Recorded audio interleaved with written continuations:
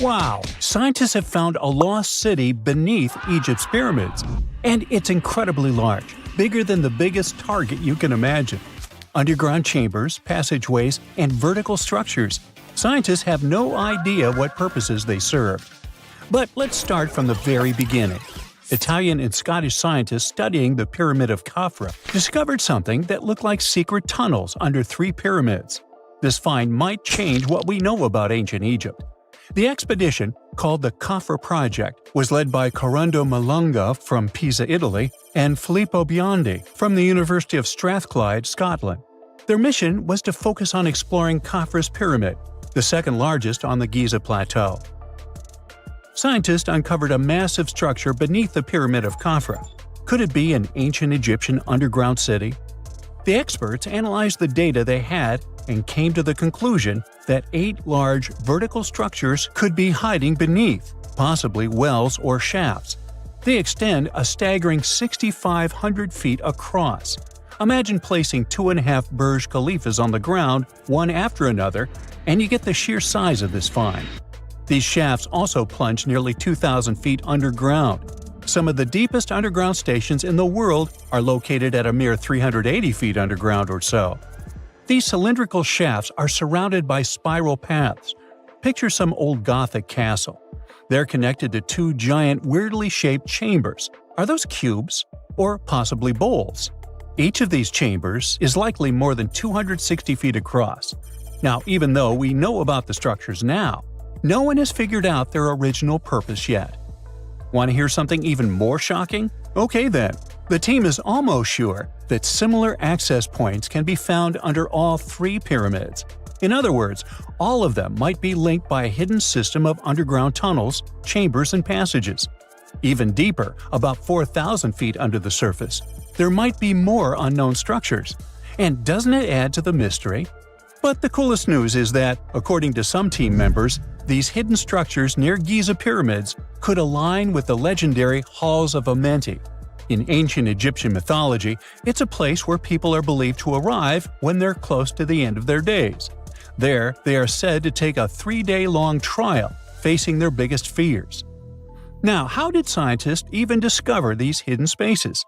To uncover them, researchers used 2 satellites positioned 420 miles above Earth. They sent radar signals to the Giza Plateau, and these signals generated detailed images, which were later compiled into a 3D model of the underground layout, including the newly detected shafts. Then, using synthetic aperture radar or SAR technology, which is a type of radar that can penetrate through stone, the team also spotted 5 small room-like structures hidden deep within the pyramid. One of these chambers contained a sarcophagus, which was once thought to be the tomb of Pharaoh Khafra. But now, scientists believe this was a mistake. The true burial site is likely to be elsewhere. In any case, these 5 hidden rooms were completely unknown before the scans. They seem to be arranged in the center of the pyramid and are linked to underground pathways leading somewhere below the structure. There's an opinion that these tunnels could lead to more hidden chambers and wells. Some of them might be around 4,500 years old. Wow! What if they help us solve ancient civilization mysteries? Preliminary data suggests that all this underground space can be much more than a few empty chambers. There might be many more hidden structures near the Giza pyramids. How come? Well, the thing is, the structure appears to include hollowed-out sections with spiral pathways leading even deeper underground. Refining the images hinting at this could reveal an extensive subterranean network. It might be a whole city hidden under the surface. Now, despite the excitement surrounding these findings, there are also a lot of people who don't believe in the existence of the underground city. They're skeptical about the archaeological discovery in Egypt due to the lack of peer-reviewed verification. That's why several archaeologists and radar experts have challenged the validity of the claims. They've explained that the technology used to make the discovery may not be advanced enough to produce such detailed underground imagery. According to them, the 5 smaller chambers found near the surface could be natural formations, since the area had had sacred significance long before the construction of the pyramids. Some experts have even dismissed the use of radar methods in this context altogether. They call these methods scientifically unproven and question their accuracy.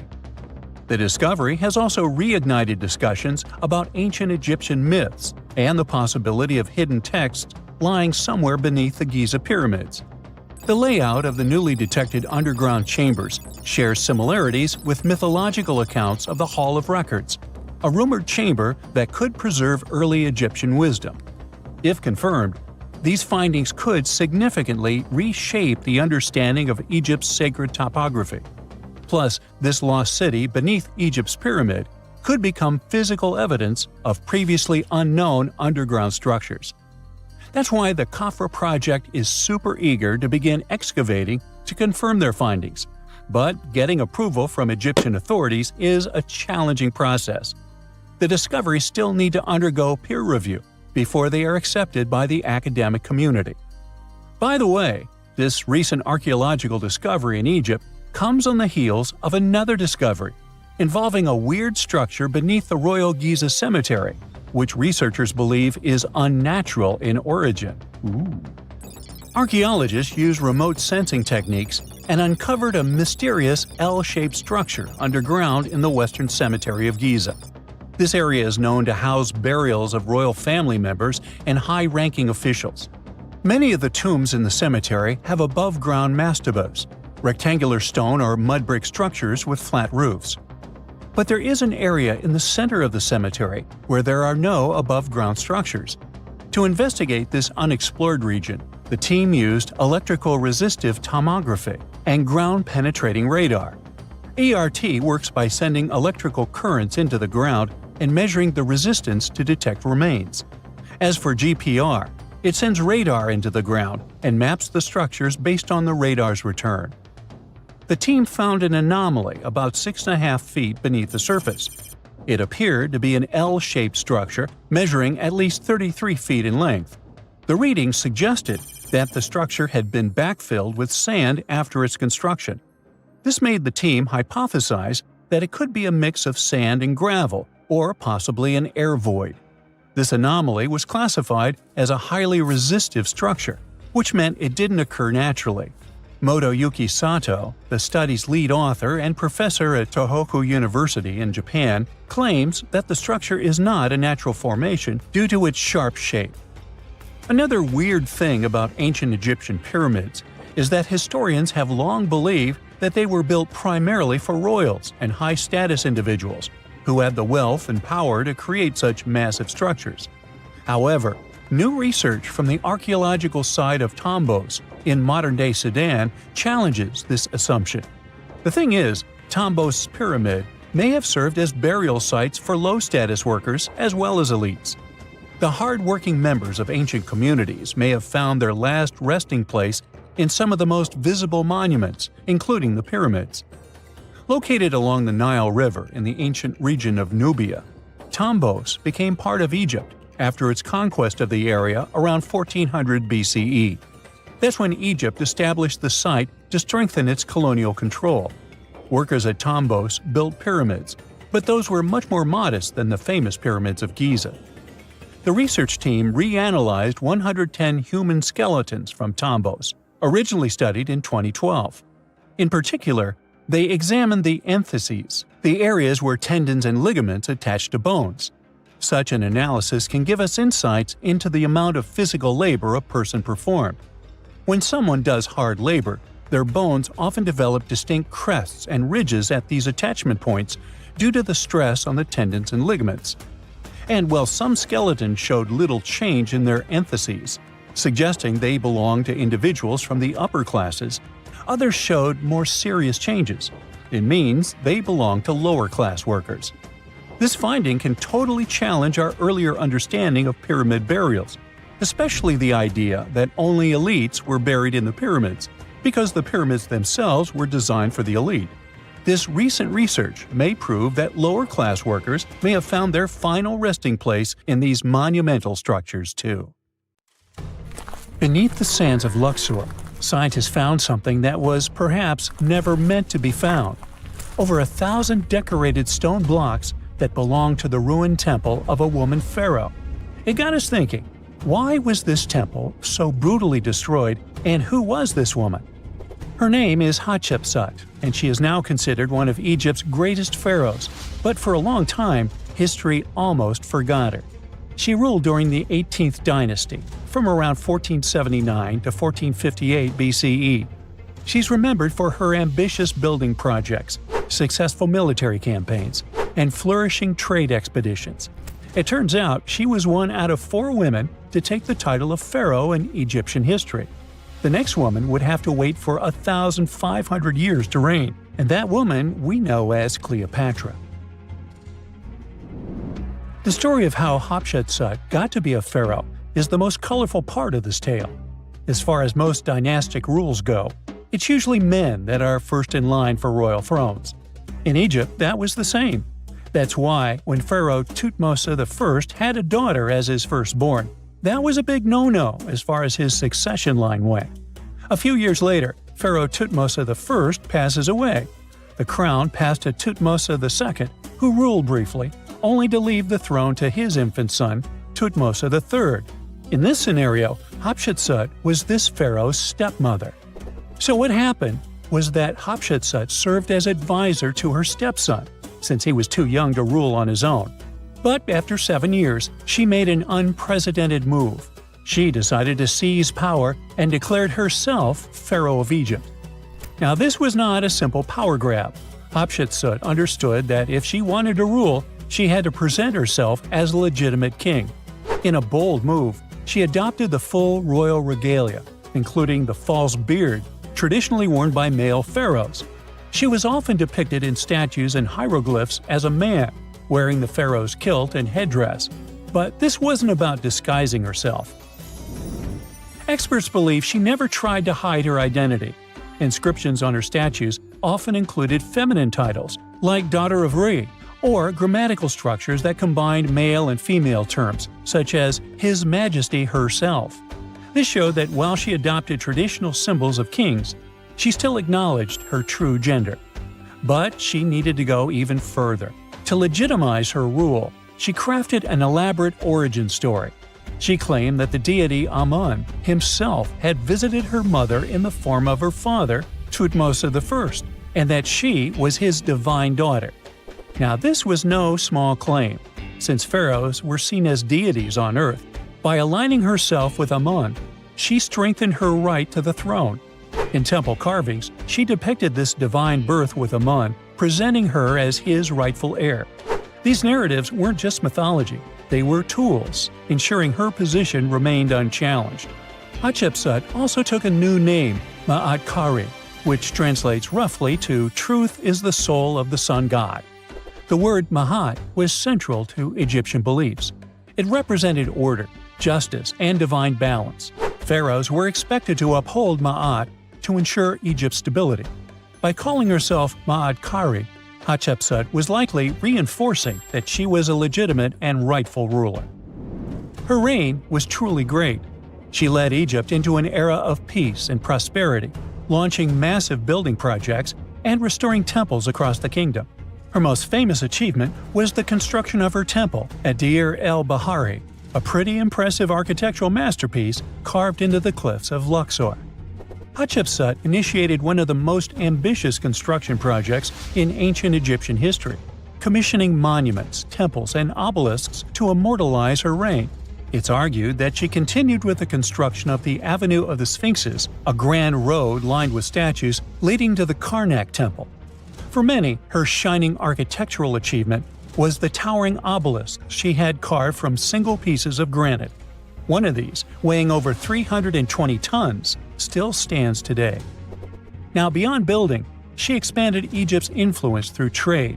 She sent an expedition to the mysterious land of Punt, believed to be modern-day Somalia or Eritrea, bringing back riches like gold, ivory, and exotic animals. Her fleet of ships sailing the Red Sea marked the first recorded trade mission of its kind, establishing economic ties that would benefit Egypt for generations. Yet, for all of her success, something strange happened after Hatshepsut passed away. Her successor, aka her stepson Thutmose III, who had been overshadowed by her rule, took a drastic step. He ordered her name to be erased from history. Her statues were defaced, her inscriptions chiseled away, and her achievements credited to other rulers. It was as if she had never existed. Some believe Thutmose III wanted to reclaim his rightful place as pharaoh, while others suggest that later rulers, uncomfortable with the idea of a female pharaoh, sought to restore traditional male dominance. The story gets even more tragic. The power struggle between stepmother and stepson continues, since, even after her passing away, Thutmose III built his own temple right next to Hatshepsut's at the Valley of the Kings. But he built his temple with one deliberate modification. His monument was built 11 feet higher than hers. Mind you that this was no accident, it was a symbolic statement. He wanted to overshadow her legacy. But history had other plans. Hatshepsut's legacy started to be rediscovered in the 19th century, and it was only through careful archaeological investigation that her reign was properly recognized. Today, Hatshepsut is remembered as one of Egypt's greatest pharaohs. Her reign, once erased, has been reconstructed through constant archaeological discoveries, proving that her power and influence could not be so easily forgotten. Her resting place had been hidden in plain sight, her body removed from its original chamber in an effort to erase her from history. This final piece of evidence cemented her legacy, proving that even attempts to erase a pharaoh could not really do it. Hatshepsut's grand temple, Djeser-Djeseru, was a stunning architectural feat, designed to immortalize her reign and solidify her divine connection to Amun. But after her death, her successor, Thutmose III, launched that calculated effort to erase her legacy, and parts of her temple were dismantled. Historians still debate why. Was it a dynastic power move, an attempt to restore traditional male rule, or a bid to strengthen Thutmose III's claim to the throne? Maybe he was just a jerk. Whatever the reason, the destruction wasn't immediate. It happened decades after her death, suggesting it might not have been a personal revenge but a broader political strategy. Yet, despite these efforts, her temple endures, and so does her story, a defiant echo of Egypt's first great female pharaoh. Let's travel through space and time to another place. Dashur, Egypt, is known to be home to several resting places of people from ancient Egypt. In the year 2017, scientists uncovered a long-lost pyramid. They quickly called the Ministry of Tourism and Antiquities because they suspected it was going to be a big deal. Unlike most pyramids that were found in the area, this one was completely sealed. Lifting the capstone was a delicate process. When they finally managed to open the pyramid, they expected to find an undisturbed chamber. Instead, it was chaos.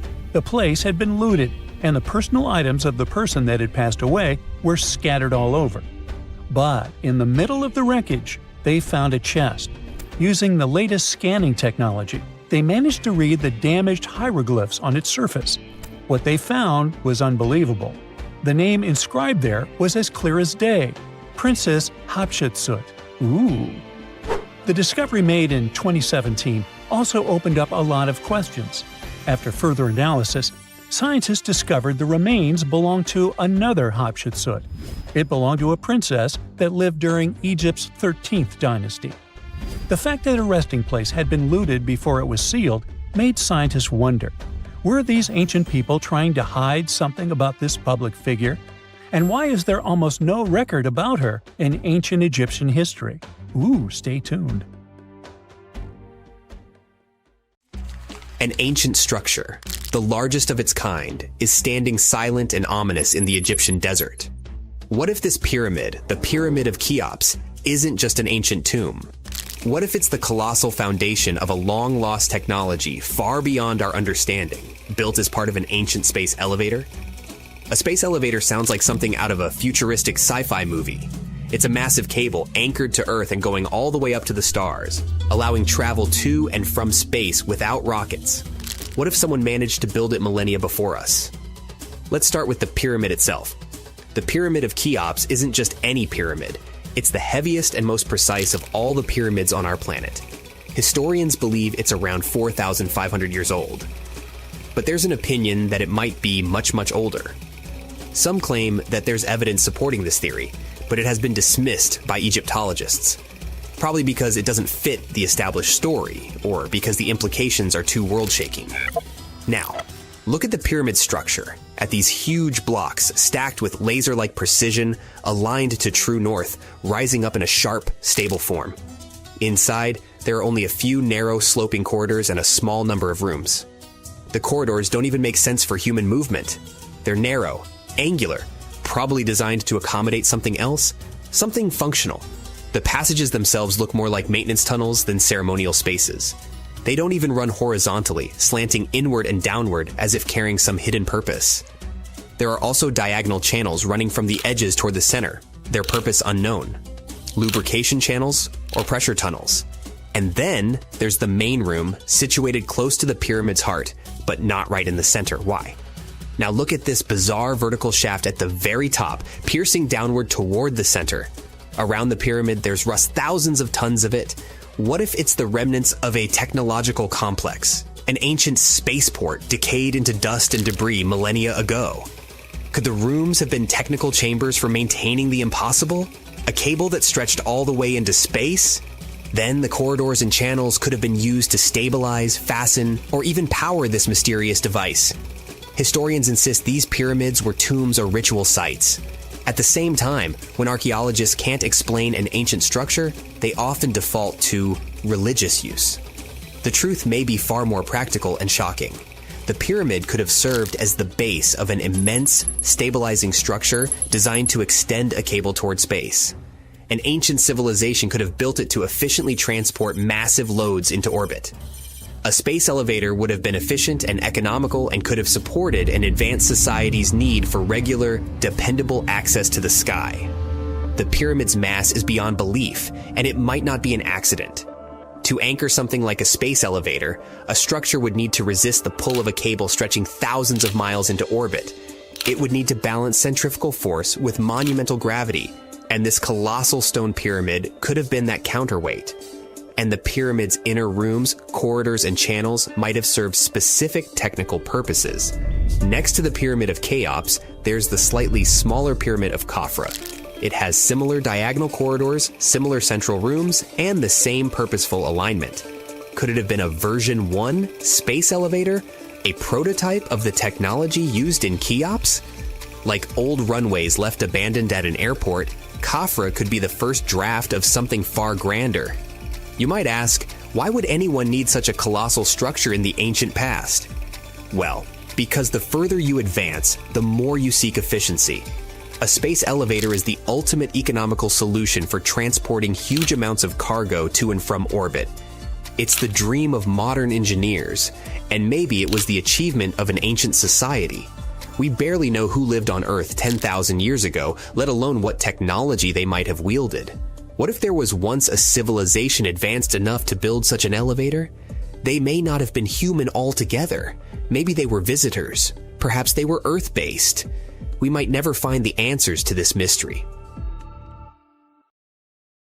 Thousands of years ago, way before cranes, engines, or electricity, the ancient Egyptians pulled off one of the greatest architectural feats ever, the pyramids. The massive stone blocks, some weighing as much as a Range Rover, sitting at a height of over 200 feet, seemed so unreal that many even believed ETs helped build them. But new research shows the secret was actually right here on Earth. The Egyptians probably used a giant ancient water elevator to move those heavy stones for their very first pyramid, the Step Pyramid of Djoser, around 4,700 years ago. Now, the first question that comes to mind is, where did they find such huge amounts of water to run this construction in the middle of the desert? Some studies say that the Sahara Desert had more regular rainfall thousands of years ago than it does today. So, the landscape resembled a savanna, not a desert. So it was possible there was enough natural water to support the hydraulic lift. Researchers found deep vertical shafts inside the first stone pyramid. They used a computer model that had info about the pyramid's remaining inside parts and the underground tunnels at the site. The team also used high-resolution satellite pictures of the area to include the amount of rainfall from the past in their research. It looks like the Egyptians would place a heavy stone block on top of a floating wooden platform, kind of like a raft, then slowly fill the shaft with water, and the rising water would lift the platform and the stone upwards, sort of like an ancient elevator in action. This cool process is called hydraulic lifting, and it's very similar to how some modern machinery works, but when the Egyptians used it, if they ever did, they would have had to do it with the most basic tools and a really advanced understanding of how water behaves. They would have to carefully control the amount of water added to each shaft to raise the stone blocks gradually and stop at the desired level to move the stones into place. The scientists now want to find out if it was the first major system of this kind, or if someone had used it before the Egyptians. Now, not all archaeologists fully agree with this idea. Some point out there is no direct evidence like writings or diagrams from that time that would prove the Egyptians actually used a hydraulic lift system, whether or not they actually used this exact method. One thing is clear. The people who built the step pyramid were geniuses in their own right. They figured out how to move massive stones all the way to the top of the pyramid with incredible precision, and used techniques that still impress scientists today. West of the pyramid, archaeologists found some evidence of a human-made lake or reservoir. They believe the Egyptians may have created this temporary lake and used channels or canals to move the water toward the pyramid. The pyramid itself may have been surrounded by a moat that helped direct water into these vertical shafts. There's even an enormous stone structure nearby, which could have acted like a dam. It stored and filtered water in the amounts they needed. In fact, scientists have discovered that 31 pyramids are likely to have been built along a long-lost ancient branch of the River Nile. It is now hidden under desert and farmland. For many years, archaeologists have thought that ancient Egyptians must have used a nearby waterway to transport materials, equipment, people, and whatever else they needed to build the pyramids on the river. But up until recently, they weren't certain of the location, shape, size, or proximity of this waterway to the site of the pyramids. They used radar satellite imagery, historical maps, geophysical surveys, and sediment coring to map the river branch. The scientists believe that a huge drought and sandstorms buried it thousands of years ago. They managed to go below the surface of the sand and get images of some hidden features, thanks to radar technology. The team found hidden rivers and ancient structures running at the foothills of where most of the ancient Egyptian pyramids lie. The discovery of this extinct river branch could explain why there are so many pyramids between Giza and Licht in what is now an inhospitable area of the Saharan desert. And if it wasn't cool enough, the area seems to have had a kind of water filtration system. Looks like they built it using a series of stone compartments that look surprisingly similar to modern water treatment plants. So, the Egyptians probably weren't just filling up the shafts with any water. They may have been managing and purifying it. They wanted to make sure it was clean and flowing in the right amounts, not to damage the pyramid or flood the area. Alright, water transportation is a complex issue. But even the most basic things, like how many sides the Great Pyramid of Giza has, can still surprise us. It's not 4, as you might logically conclude. It's not even 5 or 3, but 8. In 1926, a British pilot flew over the pyramid and took photos from above, and only then officially confirmed it. From that high-up view, he noticed that each of the pyramid's 4 faces is slightly indented down the middle, from top to bottom. These shallow inward dips make each face split into 2 halves, turning the pyramid into something more like an octagon. That indentation is so subtle you'd never see it standing next to the pyramid, but from the air, it becomes obvious. This odd shape may have actually helped keep the pyramid stable for over 4,500 years. The special inward-sloping design, plus a super strong base, could have helped it survive all kinds of natural disasters, like earthquakes, heavy rains, and constant pressure from its own massive weight. The pyramid has likely faced over 500 severe rainstorms in its lifetime, and thanks to its design, the pyramid's angled stone layers may have actually gotten stronger over time, kind of like how a screw tightens when you turn it. If the pyramid had been built with totally flat and level stone layers, it might have started to fall apart instead. The latest news from the pyramids is that there could be a massive ancient city hidden deep beneath them. Two scientists announced that they used a new method to read data from a technology called synthetic aperture radar, SAR. It's kind of like X-ray vision for the ground, and satellites normally use it to look beneath Earth's surface. So they say that with this cool tech, they managed to spot giant structures over a mile underground, directly beneath the Pyramid of Khafra at Giza. The scientists found 8 deep shafts surrounded by spiral paths, all leading to 2 enormous cube-shaped chambers, each one almost 300 feet wide. There are 5 more structures above the shafts, all connected by tunnels. All this might be part of a prehistoric underground city or even an ancient power station. The idea isn't new. A long time ago, the ancient Greek historian Herodotus already talked about hidden chambers under the pyramids. During the Middle Ages and the Renaissance, similar rumors popped up again. Then, in the 20th century, an American psychic claimed there was a hall of records buried under Giza. This new case is different because the people who announced it have real scientific backgrounds, hold doctorates, and claim to have invented a new type of scanning method. But still, many experts are skeptical about this finding. No one has officially proved or tested this new technology that they rely on. They base their reconstructions on imaginative guesses and not hard evidence. And most importantly, the claims don't fit with what archaeologists already know about the area from actual excavations. So until there's solid, peer-reviewed evidence, the idea of a lost city under the pyramids will remain just an idea. There are mysterious plasma bubbles floating around the pyramids of Giza. As bizarre as that might sound, let's get one thing clear right off the bat. There's nothing extraterrestrial going on here. Plasma bubbles are those weather anomalies that form in a layer of Earth's atmosphere called the ionosphere. This is an invisible layer surrounding our planet that stretches roughly from 50 to 400 miles above Earth's surface, right at the edge of space. In this layer, the sun, being the giant hot power that it is, basically cooks gases, splitting them into electrically charged particles called plasma. Here's where it gets interesting. At night, especially near the equator, these charged particles get disturbed, and when a bunch of them suddenly vanish at the same time, it forms what we call a plasma bubble.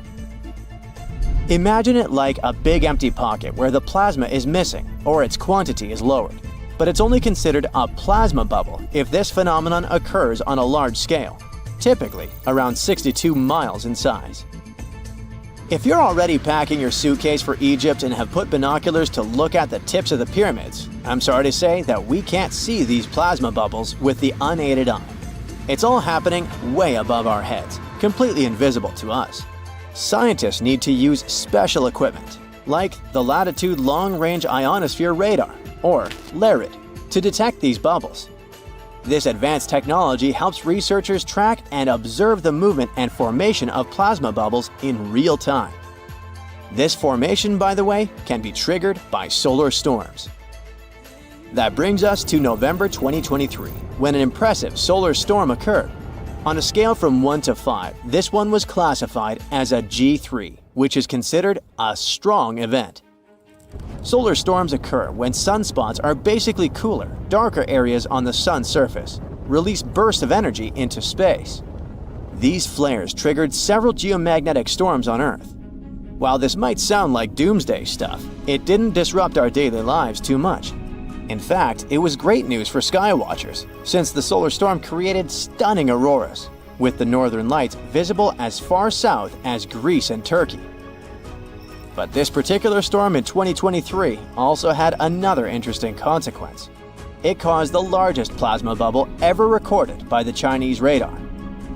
This phenomenon was so massive that it covered regions as far apart as the Egyptian pyramids and the Midway Islands in the Pacific Ocean. Now that's a huge distance, and it is a big deal for science. And that's because plasma bubbles are a growing threat to modern technology. Experts say they can disrupt satellite communications and GPS systems. So if you're using Google Maps or Waze and suddenly it can't figure out where you are, a plasma bubble might be to blame. Great. We now know what's going on with those bubbles, detected above the pyramids of Giza. But things get even weirder inside this ancient construction. Apparently, the Great Pyramid of Giza has the ability to concentrate electromagnetic energy within its interior. A couple of years ago, a group of researchers decided to see what would happen if they took this ancient architecture and hit it with radio waves. I mean, waves that are similar to the kind your phone uses, but on a much larger scale, up to 1,900 feet long. But since they couldn't just start blasting radio waves at the actual pyramid, they did the next best thing: computer modeling. Using these simulations, the researchers discovered something incredible.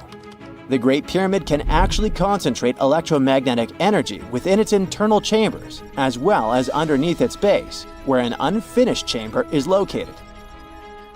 By concentrate, I mean something like trap it. For example, when you shout into a cave, you hear your voice echo back, right?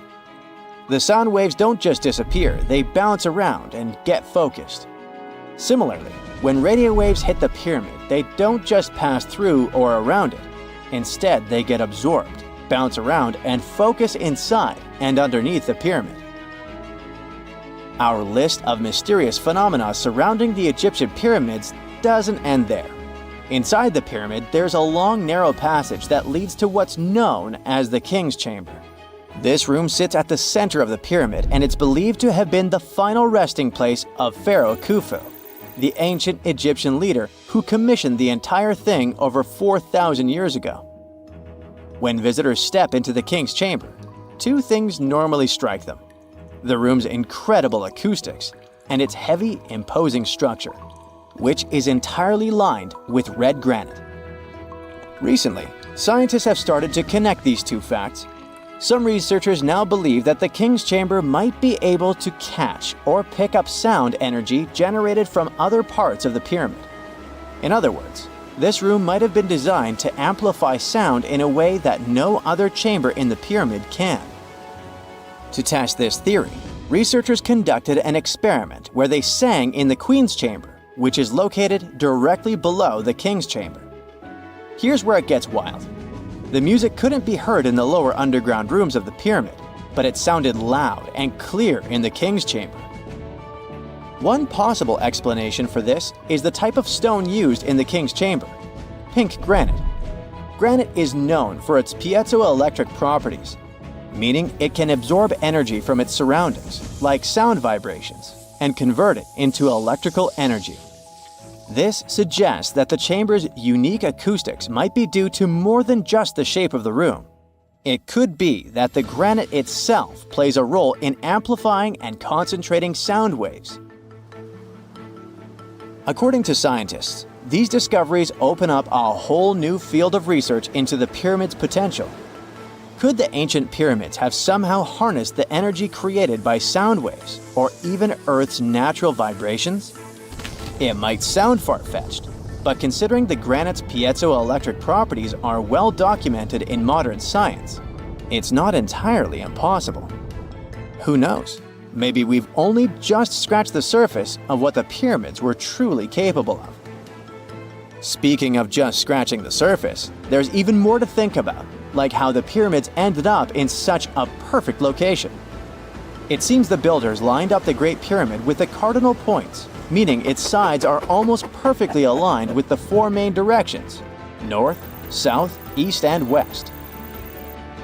There are many theories about how they did it, but one study suggests that Egyptians might have used the fall equinox to achieve this perfect alignment. During the equinox, the sun rises and sets directly in the east and west. It probably made it easier for builders to use the sun's position as a guide.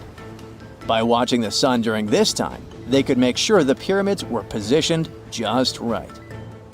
If we think about all these strange things about the pyramids, I mean their perfect alignment, the ability to concentrate radio waves, and the materials used in the chambers that might generate electrical energy, Could the real purpose of the pyramids actually be much more complex than just being tombs? Well, Nikola Tesla thought so. It is said that the famous inventor and engineer was kind of obsessed with the Egyptian pyramids, and he wondered if they might actually be giant energy transmitters. He believed the shape and position of the pyramids could help them function as huge generators, capable of producing free, limitless energy. Some researchers agree with Tesla and believe that these massive monuments might have been designed as giant power plants. According to their theory, builders could have figured out how to move ions, those electrically charged particles in the atmosphere, by placing materials like copper, gold, and silver around the pyramids. So, it's definitely possible that the ancient Egyptians created a sustainable, renewable power source. Although this is a very interesting thought, we haven't been able to confirm this theory, and the true purpose of the pyramids remain one of humanity's biggest mysteries.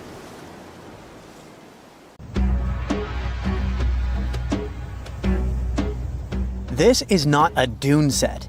This is a very real desert in Niger.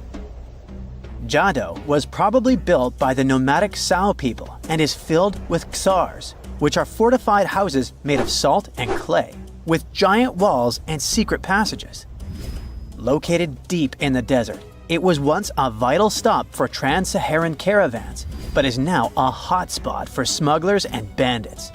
The site has been off-limits since 2002 due to its dangers. The origin of the ksars remain a mystery.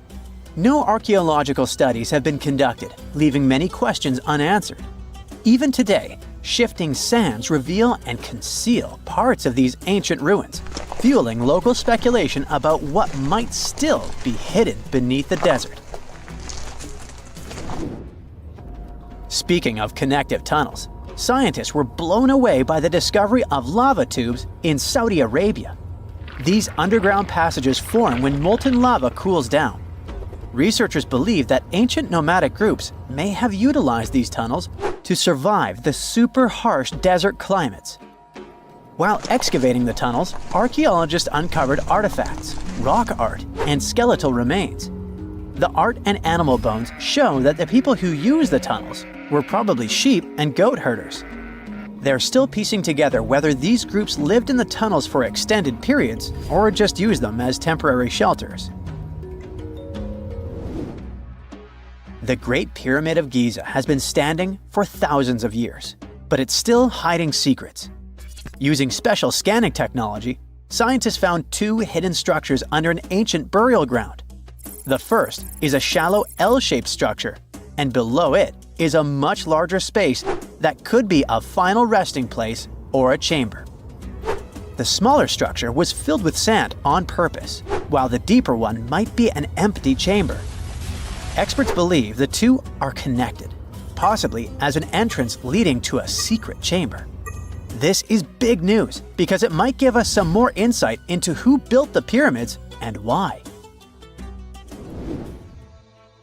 The world is full of ancient writing, but some messages refuse to give up their secrets, like the mystery of the Bashplemi tablet. This unusual stone, pulled from a lake in Georgia, is covered in symbols no one can read. Even with modern technology, experts are completely stumped. The tablet is about the size of a book, with 60 symbols carefully carved into its surface, but 39 of them don't match any known language. Some resemble scripts from ancient civilizations in the Middle East, India, and Egypt, but none are an exact match. To make things even trickier, part of the tablet is broken off, meaning a piece of the puzzle is missing forever. To rule out a hoax, scientists studied the tablet closely. They confirmed it's made of vesicular basalt, an extremely tough local rock. Whoever carved these symbols must have been really skilled. Based on similar archaeological finds, experts believe the tablet could date back thousands of years, possibly to the late Bronze or early Iron Age. Some symbols repeat, which could mean they're numbers. Maybe it's an inventory list, a record of battles, or even an offering to the deities. Until someone cracks the code, the Bashplemi tablet remains an unsolved mystery from the depths of history. experts are still stumped with what this Minoan disk might mean. The Phaistos disk is one of the most mysterious finds from the Minoan civilization. This 6-inch clay object, discovered in 1908, has strange spiral markings that no one has fully decoded yet. The disk has 241 symbols on both sides, showing everything from people and animals to tools and plants. Experts have come up with many theories about what the symbols mean. Some think it's an early form of Greek. Others suggest it's a prayer or a hymn. And some even believe it could be a letter from a king in Anatolia to a Greek ruler. Let's see who will be the first to figure this out. It's always a fun day at an archaeologist's office when they find something as big as a 2,000-year-old marble head. A French archaeologist mission went digging inside an old medieval house near Alexandria in Egypt and found a statue's head depicting an old, possibly ill man. This statue dates from the last Egyptian dynasty before it became part of the Roman Empire, and the site where it was found is associated with the likes of Cleopatra and Mark Antony. For archaeologists, even the smallest finds at this site means a lot. You've heard of Lucy, right? The Australopithecus that was an early ancestor for us humans. Well, scientists found some of her species' footprints somewhere in Tanzania. The so-called Laetoli footprints are over 3 million years old. The trail stretched 88 feet and has about 70 footprints, left behind when a bunch of early humans walked across some wet volcanic ash. What's cool is that these early humans were already walking on 2 feet, like us, not all hunched over like apes. The close spacing of the prints shows they probably had short legs and a shorter stride than we do today. In an ancient Egyptian temple, archaeologists uncovered a shrine unlike any other, a place dedicated to falcons and 2 mysterious deities. One deity had a falcon's head, while the other wore a crown with a sun disk and cow horns. But the most baffling discovery was an inscription that read, "It is improper to boil a head in here." At the heart of the shrine, there are 15 headless falcons carefully arranged on a pedestal, likely as offerings to the falcon-headed deity. One theory suggests the birds were boiled first, perhaps to pluck their feathers, before being placed in the shrine, following the strange rule carved into stone. Archaeologists also found a 13-inch iron harpoon nearby. Its true purpose remains unknown, although the shrine also held remains of fish, mammals, and bird eggs, suggesting that the rituals may have included feasting. And speaking of ancient Egypt, meet Hathor. Scientists named her after the ancient Egyptian deity of motherhood, music, and singing. This wooden statue, housed at the Metropolitan Museum of Art, was thought to be just a beautiful artifact, until a surprising secret was uncovered. Using an X-ray machine, experts found a mechanical operating system inside it, with pulleys and axles connecting her shoulder to her left leg. When activated, the system made her hand raise and lower, an engineering marvel from over 3,000 years ago. The statue was created during Egypt's Middle Kingdom, around 1800 BCE, and is often compared to 19th century automata due to its advanced design. It's believed the statue was used in religious ceremonies, symbolizing Hathor's role in dance and music. An unexpected discovery happened in northern Kuwait, where a Kuwaiti-Polish team uncovered a mysterious 7,500-year-old statue. The statue features an elongated skull, no mouth, narrow eyes, and a flattened nose. This feature is thought to be an Ophidian figurine, named after the Greek word for snake, and it was likely made by the Ubaid culture, a civilization known for their pottery skills. While no one knows exactly what role this weird statue played, it might have been linked to rituals or symbolic practices. Some scientists think these figurines, found in homes or final resting places, were tied to important cultural beliefs. We couldn't mention unresolved mysteries of this world without speaking about these elongated skulls. In the deserts of Peru, researchers uncovered 5 ancient skeletons, 2 with unnaturally elongated skulls. While head shaping was common in many cultures, these skulls defy explanation. Local legends tell tales of the so-called gentiles, a mysterious race banished underground by the powerful deities. Some say this is what the skulls represent. Others think this is some type of genetic anomaly, which was confirmed after finding an infant skull, too large to be artificially shaped. We know that the ancient Egyptians were talented enough to build something as grand as the pyramids, but were they also smart enough to measure the speed of light? There's a theory circulating online that says exactly that. If you look at these 2 numbers, you'll see that they match completely. The first one is the speed of light in a vacuum measured in meters, and the second one is the latitude of the Great Pyramid of Giza. So, was it done on purpose, or is it just a coincidence? Well, happily, we can tell you that it's actually just a coincidence, not another conspiracy thingy. The Great Pyramid is just one of the many places in the world that share the same latitude. And more importantly, even if the ancient Egyptians had somehow measured the speed of light and chosen to keep it a secret from the rest of the world, they wouldn't have used meters to put it down. Meters were only defined at the end of the 18th century. The builders of the pyramids used a different unit of measure called cubits. 1 cubit is equal to 1.5 feet. Cubit was based on the length of the arm from the elbow to the tip of the middle finger, and it became popular in the ancient world. So if they wanted to impress the rest of the world and set the pyramids at a point that matched the speed of light in cubits, they would have to build their iconic constructions somewhere in Europe.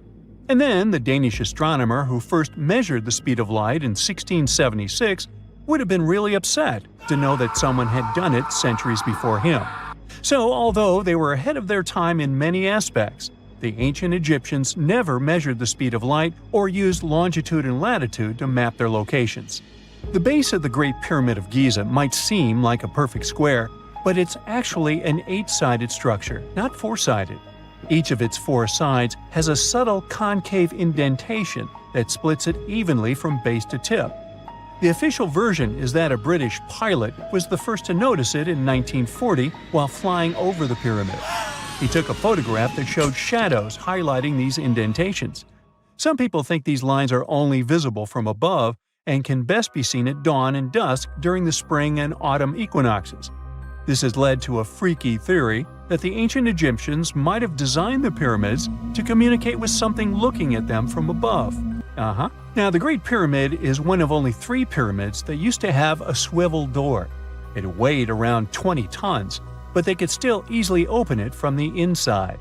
Its precise fit made it nearly invisible from the outside, with no visible latch or handle. There were only slight variations in the exterior stone that gave out an opening. The other 2 pyramids with similar doors belonged to Khufu's father and grandfather. The Great Pyramid also has a hidden void at least 100 feet long that was only found in 2017. We still don't know what lies within the space, what purpose it served, or if it is the only space of its kind. Researchers used the same tech to see through cathedral walls, Mayan pyramids, and even volcanoes. It depends on a natural shower of subatomic particles called muons. They pass more easily through empty space than through solid materials. So if they arrange multiple muon detectors around a structure, scientists can map out its solid and empty areas. A team of scientists placed muon detectors inside the Great Pyramid and allowed them to gather data for months. Scientists have analyzed samples of the mortar used to build the pyramids many times. Although we know its composition, modern technology still can't replicate it. The mortar is mostly made from processed gypsum, but it wasn't used like the cement we use for bricks today. Instead, they used it to support the joints between the massive stones as they were set in place. The estimated amount they needed to construct the Great Pyramid was around 500,000 tons of mortar.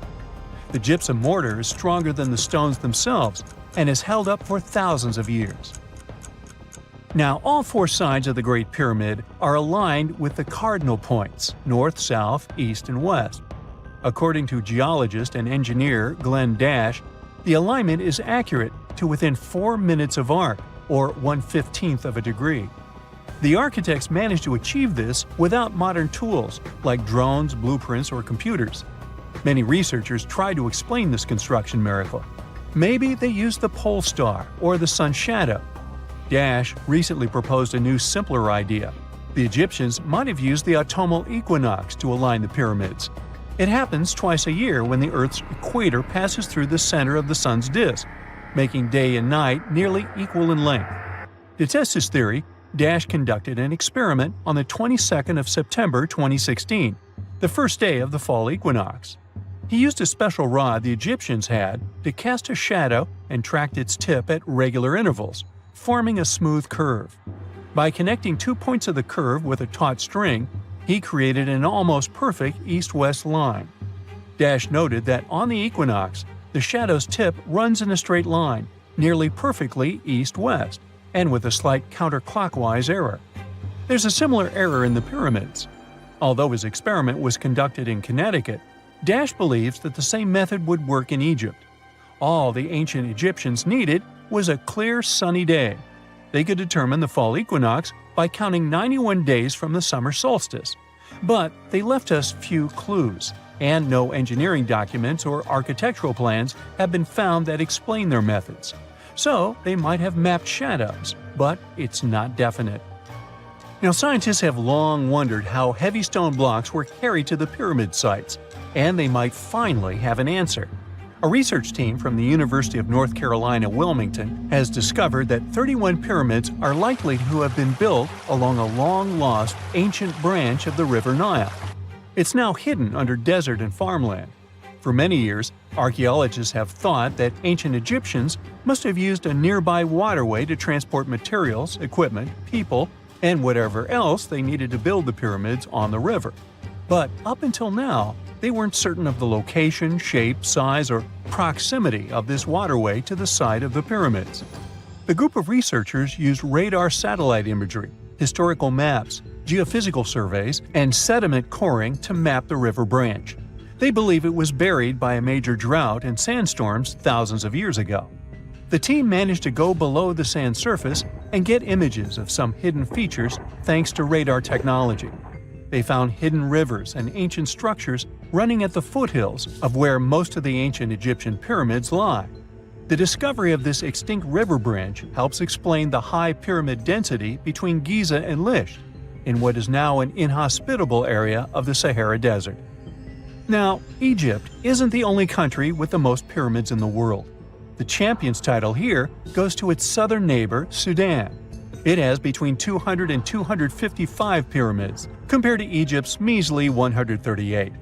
They were built by members of the Kingdom of Kush, an ancient civilization that ruled the lands along the Nile River many years ago. They started erecting pyramids around 500 years after the Egyptians had stopped doing it. Their pyramids are much smaller than the Egyptian ones, but were built for the same purposes. Archaeologists are still working to find out how the pyramids in the Sudan were built, how long it took to complete them, and what happened to their society. 2 centuries ago, a 31-year-old Frenchman stormed into his brother's office in Paris. He had only one thing to share.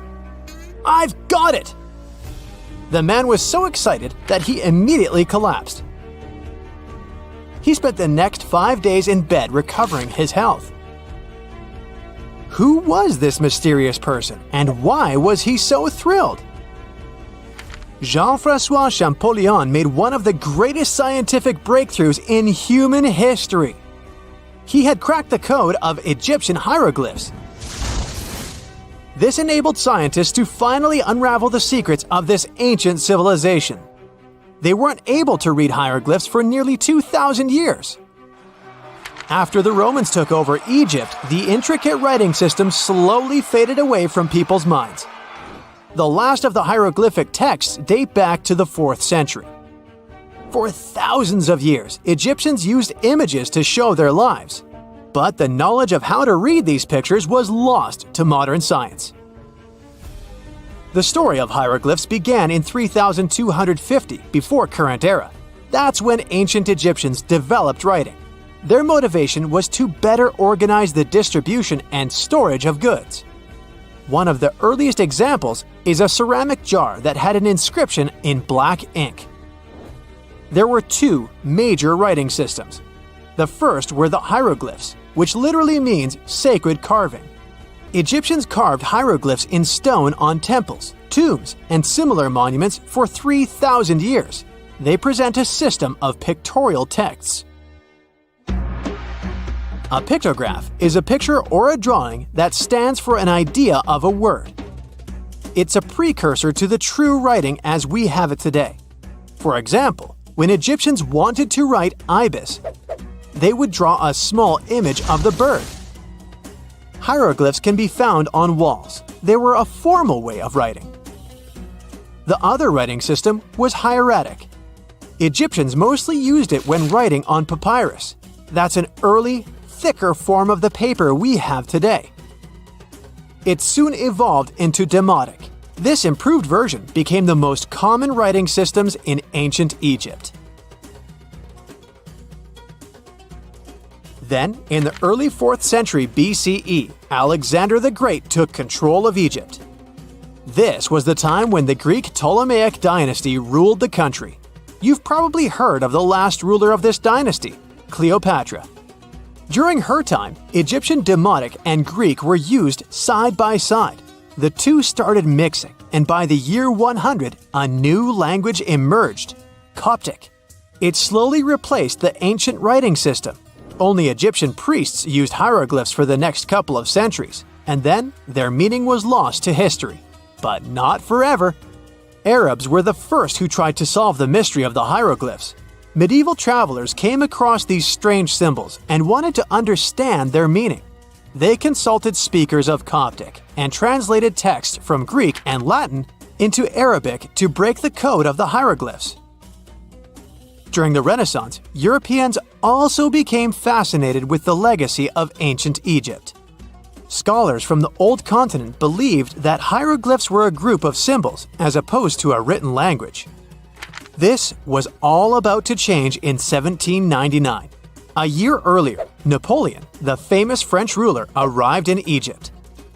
His subordinates constructed a fort that dated back to the 15th century. Rashid, or Rosetta, was a port town in the northeast of Egypt, near Alexandria. One section of the old fortification wall contained an interesting slab inside. The stone tablet was made of a granite-like rock. It was just 40 inches high and 30 inches wide. It contained 3 distinctive sections of text carved into it. The letters were in 3 scripts and 2 languages: hieroglyphs, Demotic, and Greek. It was a fragment of a larger ancient stela. These are upright stone slabs that are used to dedicate to a person or an event, but the one from Rosetta was damaged. 2/3 of the hieroglyphic text on the top was missing. The bottom Greek text lacked a cornerstone. The only fully preserved section was the writing in Demotic in the middle of the slab. It eventually ended up in the British Museum. The scientific community was intrigued, and the race was on to decipher it. Prints and casts of the slab went out all over Europe. Scholars already knew ancient Greek, so in theory, this shouldn't have been so hard. The first people who saw the Rosetta Stone thought the process would take 2 weeks. In the end, it took 2 decades. The main issue was the fact that hieroglyphs and spoken ancient Egyptian didn't have a connection anymore. Scientists didn't know what sounds the letters on the slab corresponded to. Imagine if English disappeared 1,000 years in the future. Then someone finds a tablet with the word dog. At first, they wouldn't know how to read the word or the individual letters. Even if they figured out how to pronounce the word, they wouldn't know its meaning. This is what linguists were dealing with in the case of the Rosetta Stone. The careful study of the artifact produced another find. The texts weren't direct translations of each other. They both described the same event, but in different words. It was like you saw a movie with 2 friends, and then all 3 of you wrote different reviews about it. The original text was probably in Greek, but the translators added extra words to make it sound more Egyptian. An English physician and physicist, Thomas Young, made the first great breakthrough. He knew that the name Ptolemy appeared several times in the text based on the Greek translation. This wasn't an Egyptian name, so it was impossible to represent it with a single image. The only way to spell out this Greek name was to use symbols that sound like it when produced. This is called transliteration, and we have it today as well. This is how foreign-sounding words are written down in Chinese or some Slavic languages. Young focused on sets of hieroglyphs in oval frames. These are called cartouches. He experimented a bit but finally discovered that one of them read, Ptolemy the Great. The individual hieroglyphs that made up this name corresponded to sounds needed to produce it. This is where our mysterious man from the beginning of the video enters the picture. Champollion picked up where Young left off.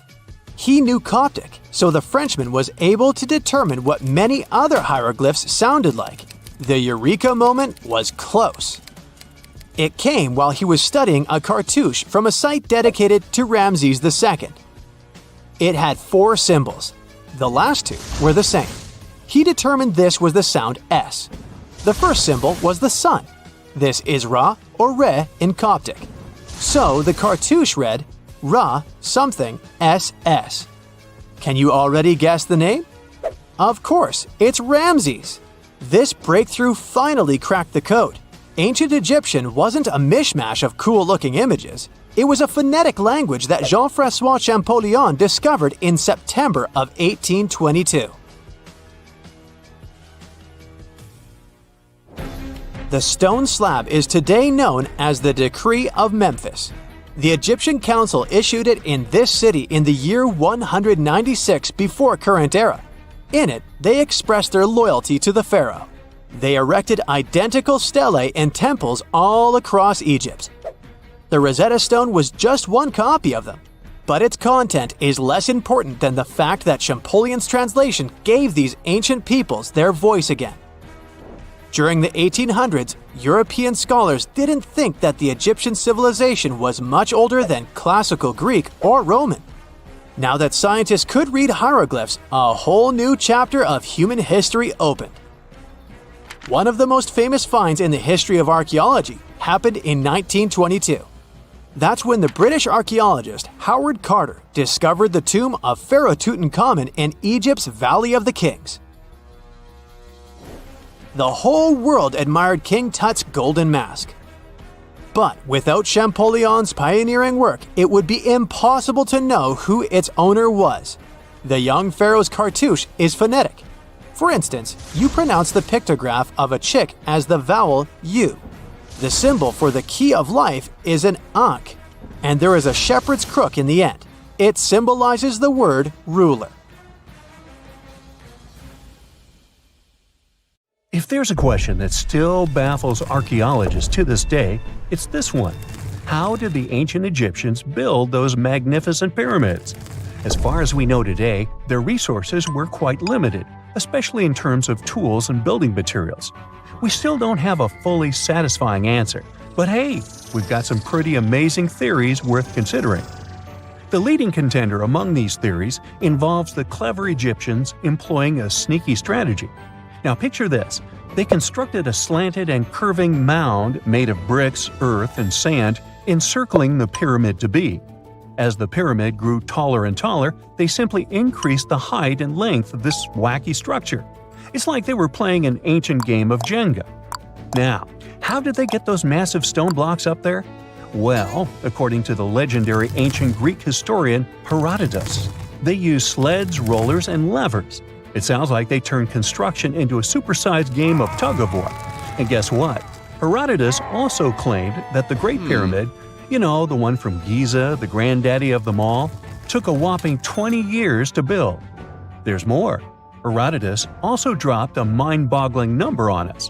100,000 men were supposedly involved in this pyramid extravaganza. Did they hire the entire Egyptian population? Well, it might not be as far-fetched as it sounds. These men were probably mostly farmers, so they probably focused on the pyramids when there wasn't much work to be done in the fields. You know, like during the flood season of the Nile River. Obviously, specialists in the archaeological community had something to add to this theory. By the late 20th century, they discovered some evidence that suggests the workforce might have been smaller and more permanent than previously thought. Instead of a massive army of 100,000 pyramid builders, they proposed that a modest crew of around 20,000 workers, accompanied by support personnel like bakers, physicians, and even spiritual leaders, could have gotten the job done. There was also this theory that claimed that the pyramids were actually built from the top downward. It suggested that these colossal structures were nothing more than isolated hills used as quarries. The stones were supposedly drawn from these hills, and over time, competing engineers took charge and transformed them into the iconic pyramids we know today. Now, before you dismiss this theory as a wild fantasy, some folks thought it wasn't completely crazy. After all, there are instances where isolated hills exist, so maybe this theory had a tiny glimmer of truth. Whether it involved ramp building or ingenious work schedules, one thing is clear.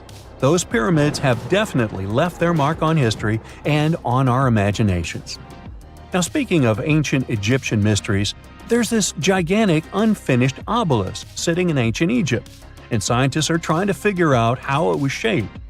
Now, some people suggest that our industrious ancestors used handheld pounders to get the job done. One expert has a different take on the matter, though.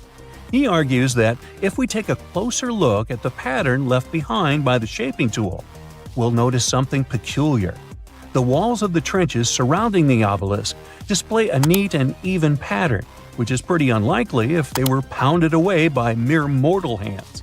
According to this expert, those horizontal striations are usually the result of a tool that takes breaks while removing material, leaving its mark on the surface. But wait, there's more. Imagine the tool being rocked back and forth against the trench walls, clearing away the waste to keep the trench from narrowing. Well, in that case, the tool might have left some funky horizontal striations where it was pressed against the sidewall. This sounds like some fancy technology at play, don't you think? And guess what? The dynastic Egyptians probably didn't have access to that kind of know-how. Another famous Egyptologist from way back also uncovered a bunch of core drills during his adventures. Although the actual drill bits are missing, his collection houses these particular core remnants made of limestone, alabaster, and even granite. These constructions aren't the only amazing thing the ancient Egyptians left behind, though. As it turns out, the Egyptians were the genius minds behind the creation of the handheld mirror. Yeah, that little mirror you use every day to check yourself out. But here's the twist. These mirrors are like pieces of art. They were decorated with inscriptions and figures. But that's not all. The Egyptians had a serious concern with their appearance. They knew the importance of personal hygiene and looking fabulous. So, in their quest for pearly whites, they invented toothbrushes and toothpaste. Dental problems were pretty common back then, and their smiles weren't exactly all white. Dentistry wasn't their strongest suit, you see. Maybe their minds were distracted by all that pyramid building. So that doesn't mean those ancient toothpaste recipes weren't amazing. One delightful concoction included rock salt, mint, dried iris petals, and pepper. Some brave dentists in the 21st century tried it out, and it worked pretty well. Ground-up ash was also used in another recipe to create a tooth cleansing paste. Mint was missing, so that didn't do much for their breath. That's when the genius Egyptians came up with the world's first breath mints. They made tablets from heated spices like cinnamon, and they mixed it with honey. Now, let's shift gears to home decor, Egyptian style. They surely took ornamentation to the next level. While the concept of decorating furniture started in Mesopotamia, the Egyptians cranked it up a notch. They went all out with different colors of ink, and even developed various weights of paper. Oh, and let's not forget about those cute little area rugs we all have in our homes today. Guess who came up with the idea? Yep, the Egyptians. They used the versatile papyrus plant to make those cozy rugs. And speaking of trends, the Egyptians loved their knickknacks. They had an assortment of small figurines in the shapes of cats, dogs, and people. These statues were made from various materials, like simple sun-dried mud to the ultimate bling of gold. It all depended on how loaded you were. The Egyptians were also all about farming, and they knew that clean water was crucial for their crops and animals. That's why they came up with some nifty inventions and techniques to make sure their land was fertile and their plants were happy. First off, they had the genius idea of using ox-drawn plows. They had two types of plows, heavy and light. The heavy plow would strut its stuff, cutting deep furrows in the soil, while the lighter plow followed behind, fluffing up the earth. But they didn't stop there. After plowing, the Egyptians would break up clumps of soil and sow the rows with seeds. To give those seeds a good old squish into the furrows, they'd march their livestock across the field, effectively closing up the furrows. But hey, all that hard work would be pointless if their seeds were as dry as the Sahara. That's where irrigation comes into play. The Egyptians were so good at it that other cultures, like the Greeks and Romans, couldn't help but copy their techniques. Now let's switch gears and talk about the marvelous architecture of ancient Egypt. These folks weren't just skilled farmers, they were also architectural maestros.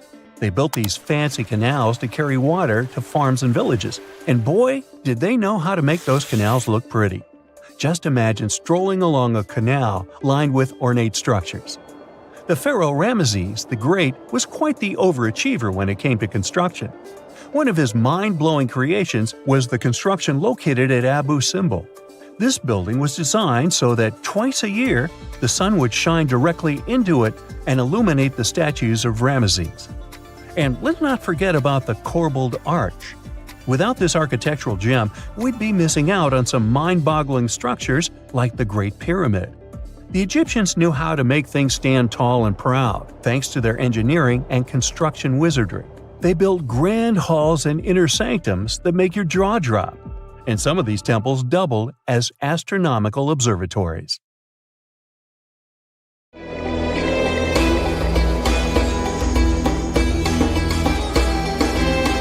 The Great Pyramid was created as the final resting place of ancient Egyptian monarch Khufu. According to legend, French leader Napoleon entered the Great Pyramid and came back out looking shaken and super pale.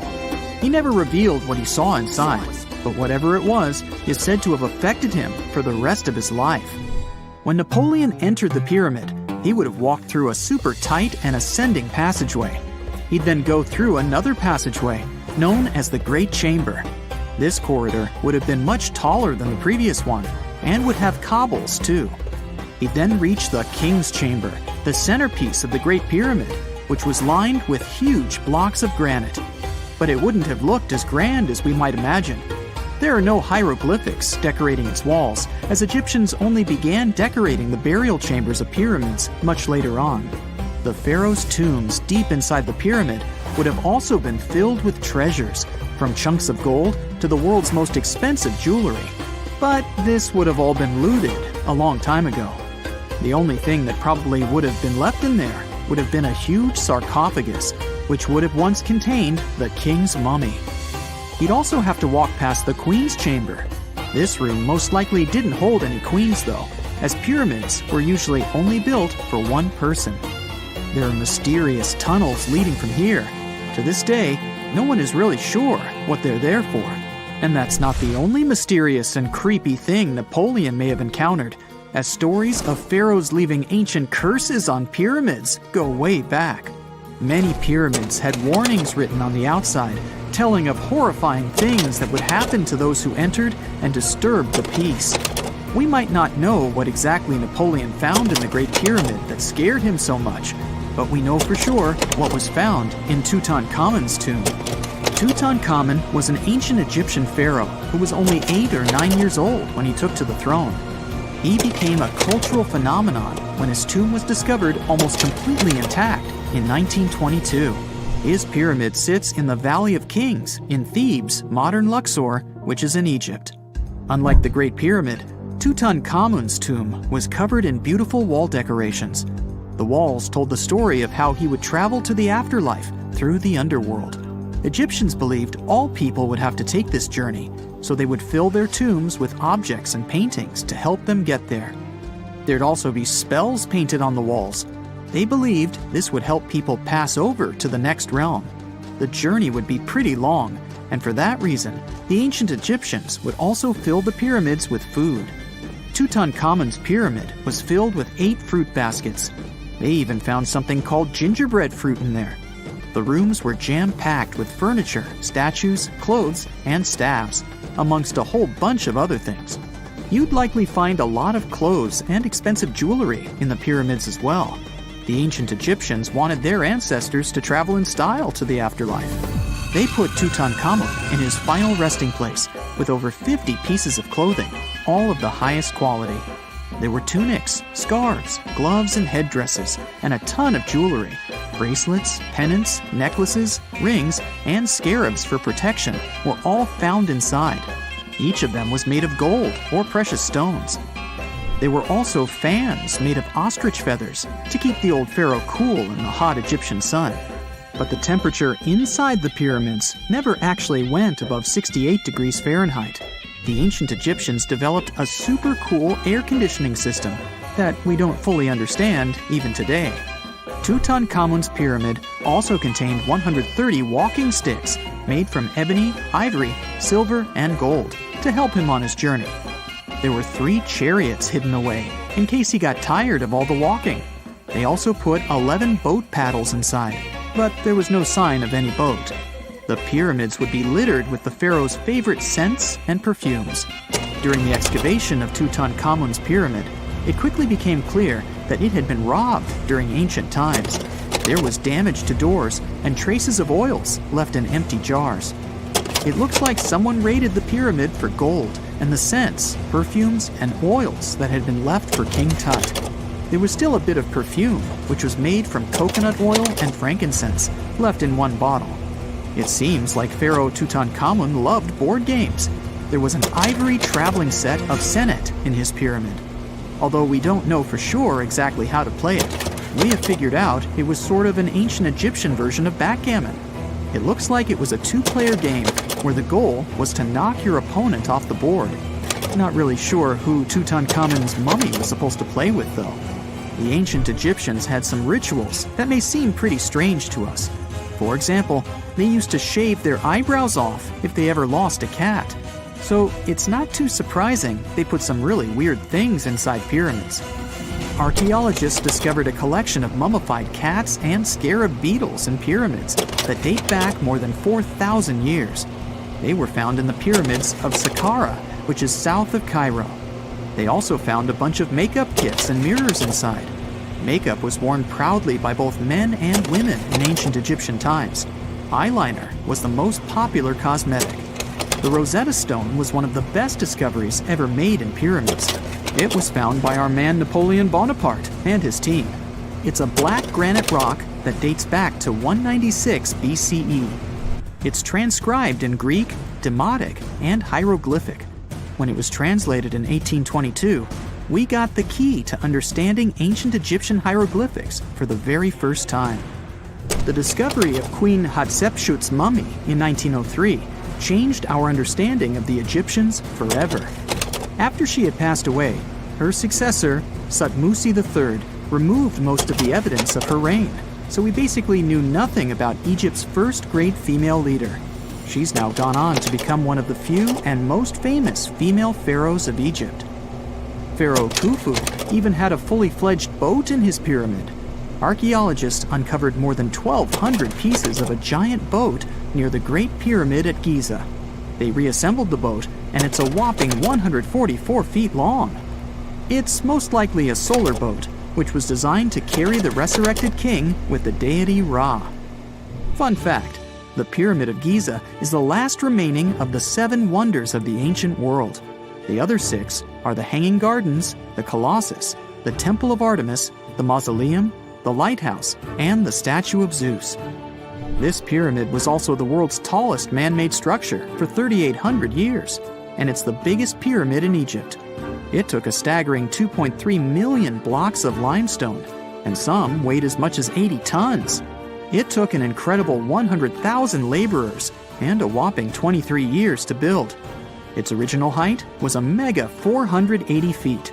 In 2017, archaeologists discovered something weird about Egypt's Great Pyramid. There's a hidden void that's at least 100 feet long, and no one really knows why it's there or what's actually inside it. The weird void is the first inner structure discovered within the 4,500-year-old pyramid since the 1800s. Scientists used cosmic rays to detect the massive hole, but are still no closer today to finding out what's inside. The ancient Egyptians took a lot of care building the pyramids, and everything was strategically placed and structurally sound, so it's super unlikely that this hole is due to blocks falling over time. Loads of pyramids also contain small model figurines called ushabti. These represented attendants. They believed they would come to life to serve the pharaohs in the afterlife. But it's amazing that all this stuff actually fit inside. There isn't actually a huge amount of space inside the structures. It's mostly just rock. Consider the Great Pyramids, one of the original 7 wonders of the world and the only one that still exists today. Did you know that the pyramids of Giza weren't the only pyramids out there? And they weren't even the first ones. First, there were the pretty good pyramids, but they didn't catch on. Nah, I made that up. Back to the story. In ancient Egypt, it was believed that kings were chosen by gods to serve on earth as their mediators. In the afterlife, they were expected to become gods themselves. The pyramid complex was built to make sure that the king had everything they might need in the afterlife. The complex included the pyramid, a palace, and temples. The tomb in the pyramid, where the king was buried, was filled with many things they might need, like furniture, food, and gold vessels. Actually, the first pyramid had been built 80 years before the first pyramid of Giza appeared. Overall, there were around 100 of them. Some weren't finished though, since the construction took a while and not every pharaoh lived long enough to see the end of the construction. And now let's talk about the construction itself. The biggest of the pyramids of Giza is as tall as a 40-story building. So how on earth did they manage to build a structure that massive 5,000 years ago, long before machines and other equipment appeared? Well, let's figure it out. So Pharaoh Khufu ascended the throne around 2575 BCE, and his architects started the construction of the oldest and biggest of the pyramids of Giza.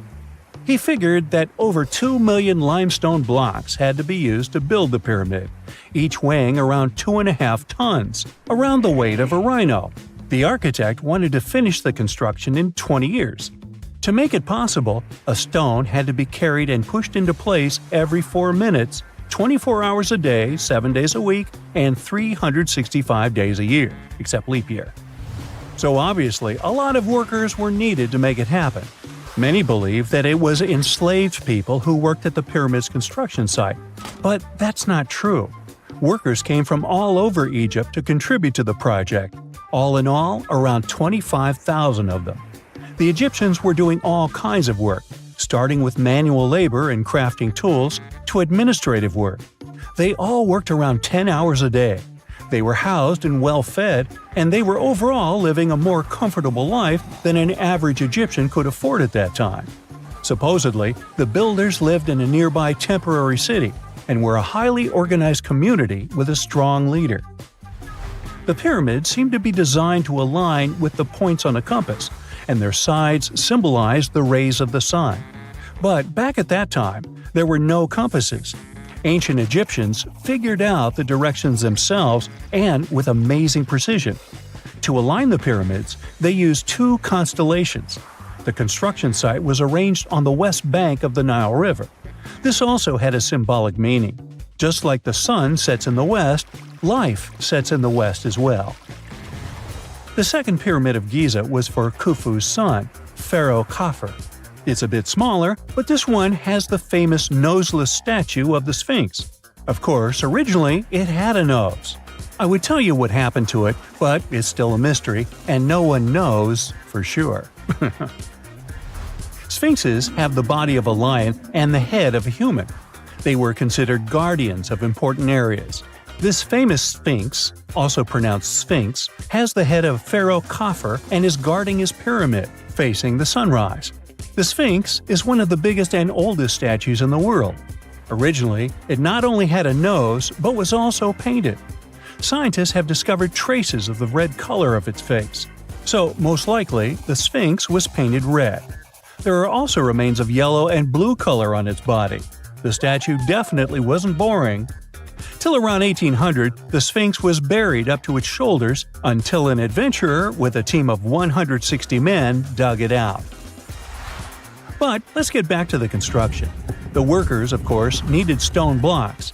There were two main places where people could get these stones. One source was close to the construction site, but that fossil-lined yellow stone was only suitable for the pyramid's interior. The limestone blocks for the exterior were hauled from 8 miles away on 30-foot-long sleds. Apparently, it wasn't too hard to pull them. The sand mixed with the right amount of water was pretty slick, and 10 people could move a sled even with a rock weighing so much. Surprisingly, cutting off a block of limestone wasn't the biggest problem. When in the ground, it was soft and could be split relatively easy. But after getting exposed to the air, limestone hardens. So the most difficult part was to shape the blocks. That step was crucial because the smallest inaccuracies could lead to the whole pyramid collapsing. So, okay, those limestones were mined, carried on a sled, shaped, and then what? How could they be put into place? Well, this is still a mystery. Archaeologists have discovered the remains of a ramp system that dates back around the time the pyramids were being built. So historians have come to the consensus that, most likely, the Egyptians designed a unique ramp system to move and pull huge stone blocks. The most common opinion is that there were several ramps around the pyramid. There probably was a central ramp with 2 staircases on each side of it built over the pyramid stones. The ramp was growing as the pyramid was getting higher. People might have been walking up the stairs, pulling up stones on wooden sleds. But this is just one of the options. Other experts say that the ramps were around the pyramid, and some say that the ramps were inside the pyramid. Maybe we will never know for sure, and it'll forever remain a mystery. The exterior limestone of the pyramid was polished with sand and stone until it gleamed. On top, there was a gold and silver capstone, which glimmered over Egypt like a second sun. So, that's how it was 5,000 years ago. Now, about the interior. Surprisingly, there's not much inside the pyramid. Most of it is just solid stone with very little open space. But let's take a quick look inside. From the entrance, there are 2 stairways, one going down and the other going up. They take us to the chambers. There are 3 of them inside. Now, why is that? Apparently, throughout the whole construction, a burial chamber had to be prepared at all times, just in case a pharaoh kicked the bucket before the construction ended. So, separate chambers were built one after another as the construction progressed. The last of them was the main one. It's called the King's Chamber. It's the one where Khufu was resting. It's the biggest room at the very heart of the pyramid, and there's a big passageway leading to it. It was likely used as a kind of elevator to move granite up to build the interior. Granite was also used to make 5 stories of support beams to ensure that the pyramid didn't collapse. And we can see that it worked since it's been standing for centuries. Unfortunately, none of these chambers have hieroglyphs on the walls. If you want to see the writings, you should go to the decorated tombs near the pyramids. Those pieces of art are depiction of ancient Egypt's culture and daily life. The texts allow researchers to study their language and grammar. The treasures that once were in the pyramids have been taken by people.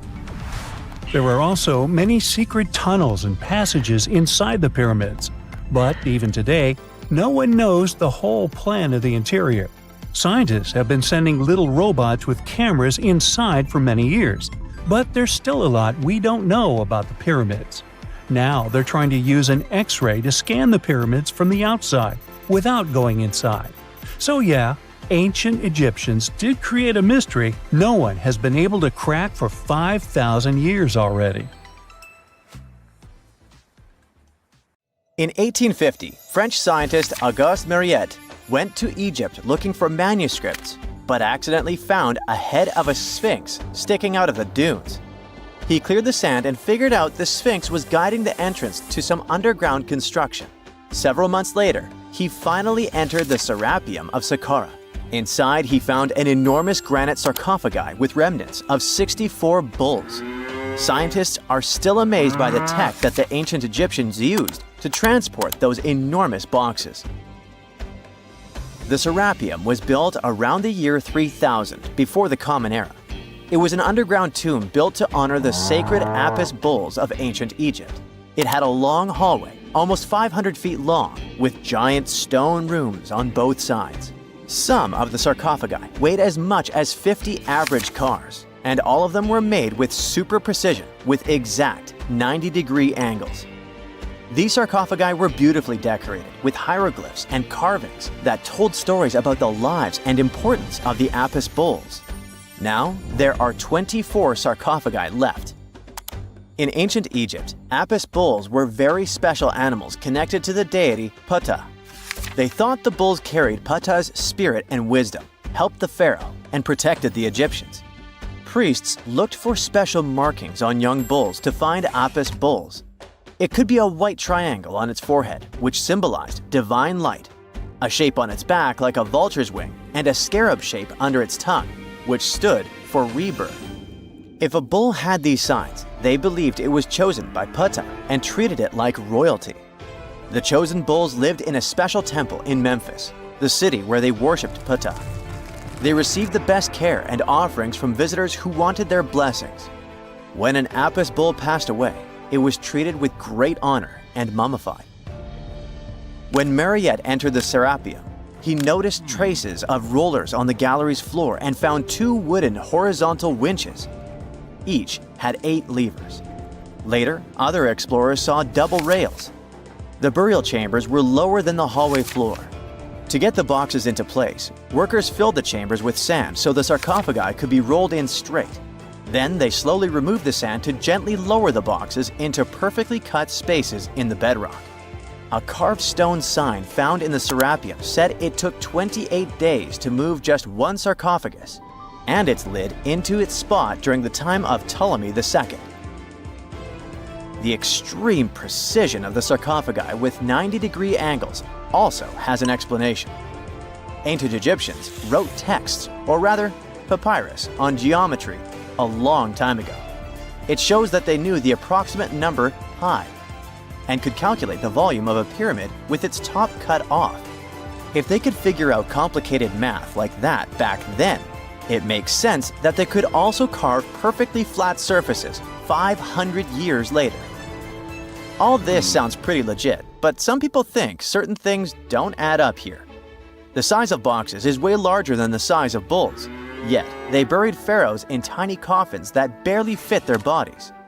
The sarcophagi are made out of granite with crazy precision, and they could have just used limestone, which would have made things way easier. The transportation of the boxes seems pretty simple, but only in theory. If one person could pull about 440 pounds, then at least 250 people would be needed to pull just one box. The tunnels in the Serapeum are really narrow, only about 2 feet wider than the boxes themselves. There's no way hundreds of people could have squeezed into those tight spaces to pull the boxes. And even if they did, how would they turn the box in the cramped corridor, lower it into its niche, and place it perfectly in the middle? Somehow they did this 24 times, and every box is centered perfectly. Plus, the chambers were dusty, and there were no signs of soot from lamps. This means they must have worked in almost complete darkness. The real use of the boxes could also be different. A long time ago, even before the Egyptian pharaohs ruled, the local people already knew how to use fermentation. It happens when tiny organisms called yeast eat certain ingredients like starch and turn them into gas and ethanol. So someone in ancient Egypt probably put food like barley, bread, and even meat inside a giant stone box, then closed it tight with a heavy lid. These stone boxes, carved from granite, were so precisely made that they were almost completely sealed, so nothing could escape from it. As the yeast inside the box started working, it created more and more CO2 gas. It built up pressure inside the box. The granite boxes were incredibly strong. They could handle more pressure than a car tire can hold. When granite was squeezed under such pressure, its crystals produced a tiny electric charge. This effect was possible because granite contains quartz, a material that reacts to pressure this way. The process also needed meat or animal parts, possibly to help the yeast grow better. Meat contains something called oleic acid, which yeast needs to keep growing and to survive the bad effects of the ethanol it produces. As the pressure inside the box kept growing, the combination of gases and electricity made these boxes not just ancient fridges, but powerful energy systems. Over time, the pressure inside got so strong that it could push the lid open and the gas would escape with a pop. But when people rediscovered the Serapeum in 1850, they found old drawings that showed piles of stones stacked on top of some of the box lids. So, someone long ago probably tried to make the lids even heavier by adding extra weight to make it harder for the gas pressure to push them open. This extra weight also meant the quartz crystals in the granite could keep creating more electricity under all that pressure. If someone opened one of these stone boxes thousands of years later, they would only find bones from bowls that were placed in the box. And that's exactly what Mariette discovered in the 1850s. They opened the Serapeum for visitors soon after the first excavations in the second half of the 19th century. Prince of Wales even had a luncheon with his guests in one of the sarcophagi. Sands and earthquakes made the site inaccessible for a while, but now you can visit it again and try to solve the mystery yourself. With new tech, we could have answers to many other historical mysteries soon. A team of scientists at Chicago's Field Museum of Natural History recently used a special CT scanner to learn more about ancient Egyptian mummies without unwrapping them. They gently rolled 26 mummies on custom carts out to the parking lot, where the scanner was waiting. It took thousands of detailed X-ray pictures of each mummy and their coffins. When all the pictures were put together, they created 3D images that showed what was inside, the skeletons, and some artifacts. The scientists hope these images will help them understand ancient Egyptian burial practices from over 3,000 years ago. Even though the scanning process only took 4 days, it might take 3 years to study all the data. But scientists were able to learn some personal details about the mummies. One of the most popular mummified individuals at the museum, Lady Chineta, was a woman who lived in ancient Egypt about 3,000 years ago. It looks like she passed away in her late 30s or early 40s. To make sure her body looked complete for the afterlife, embalmers put stuffing in her neck to keep it from collapsing. They also placed artificial eyes in her sockets, so she would have eyes in the next world. She was wrapped in fancy linen and placed in a beautifully decorated coffin. The scans revealed that it had been carefully crafted with a slit at the back, which embalmers used to fit the body. There were also some artistic details on the surface, like markings for her knees. It looks like her burial was on the scale of a high-end luxury car. It's nighttime, and you're about to walk inside Pharaoh Tutankhamun's final resting place. You know, King Tut. You don't have a torch, but at least you came with a flashlight. You walk down several flights of stairs and observe how the walls are carved in hieroglyphics and what looks like a spell. Those who take anything from this place will be doomed for life, the spell says. Even if you don't really believe it, this scares you a little bit. You find a huge stone door. Is it a trap? You manage to open it, but oh no, it's only an empty chamber. You check your map. It seems like you're heading in the right direction. After what feels like hours, you realize you must be trapped inside a labyrinth. You try to retrace your steps, but you can't find the door where you came in from anymore. That's it, you think to yourself. You've fallen for the Pharaoh's trap. What's worse, you didn't bring a lunch. Okay, so we've all seen Hollywood movies where the main character is exploring ancient ruins and faces some seriously dangerous traps, right?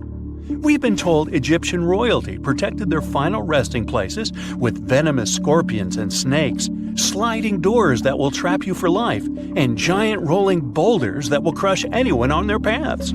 The thing is, were these traps truly real? Well, I regret to be the one to break it to you, but this is all fiction. These elaborate traps were too technologically advanced for ancient civilizations to pull off. That is not to say, however, that there weren't any traps at all. Ancient civilizations, like the Egyptians and the Mayans, are known for their practice of building entire monuments dedicated to the ones who had passed away. These structures would often reflect the position of person occupied in society. So, for the really important people, the VIPs of their times, massive monuments were built to host their bodies long after they were gone. Some of these civilizations believed that a person's life would continue on the other side of the veil. For that reason, a person would be buried together with the belongings of their current life. If they had a lot of money and power and stuff, that meant their resting places would be filled with riches and gold. Now imagine if you lived in ancient Egypt, and you knew exactly where all the pharaohs' tombs were located and had heard rumors of the amount of wealth kept in these places. Maybe you would be tempted to go check it out, right? We're talking about large rooms filled from floor to ceiling with golden artifacts, jewels, and even money. I mean, it does sound tempting.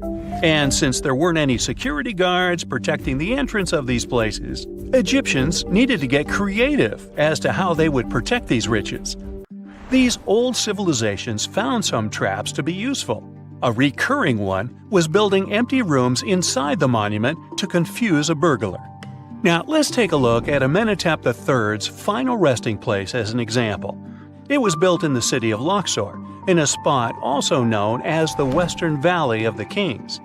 Two French engineers originally discovered the monument between 1905 and 1914 CE. The structure is huge and has more than 10 chambers, connected by long corridors and steep stairways. The King's Chamber is the most hidden one, and for an outsider to try and find it, they will probably enter a lot of empty rooms beforehand.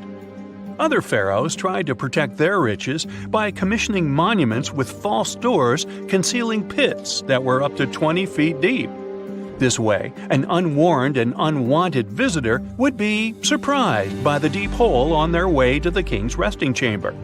Alongside false doors, pharaohs made sure to build labyrinth-style corridors and false walls.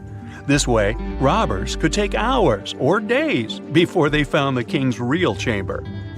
As to pits with poisonous snakes on them, if there were any reptiles inside these monuments, they probably got inside on their own, and would most likely not stay there for long. There is no way snakes would survive years and years without food inside these pits. So yes, another Hollywood-induced belief right there. If these traps seem boring to you, archaeologists did find an interesting deterrent in the final resting place of the Red Queen of Palenque in Mexico.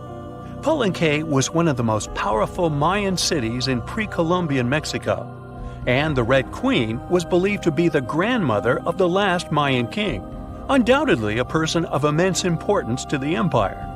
In her honor, a huge monument was built to keep her body after her passing. The discovery of the tomb itself was already thrilling.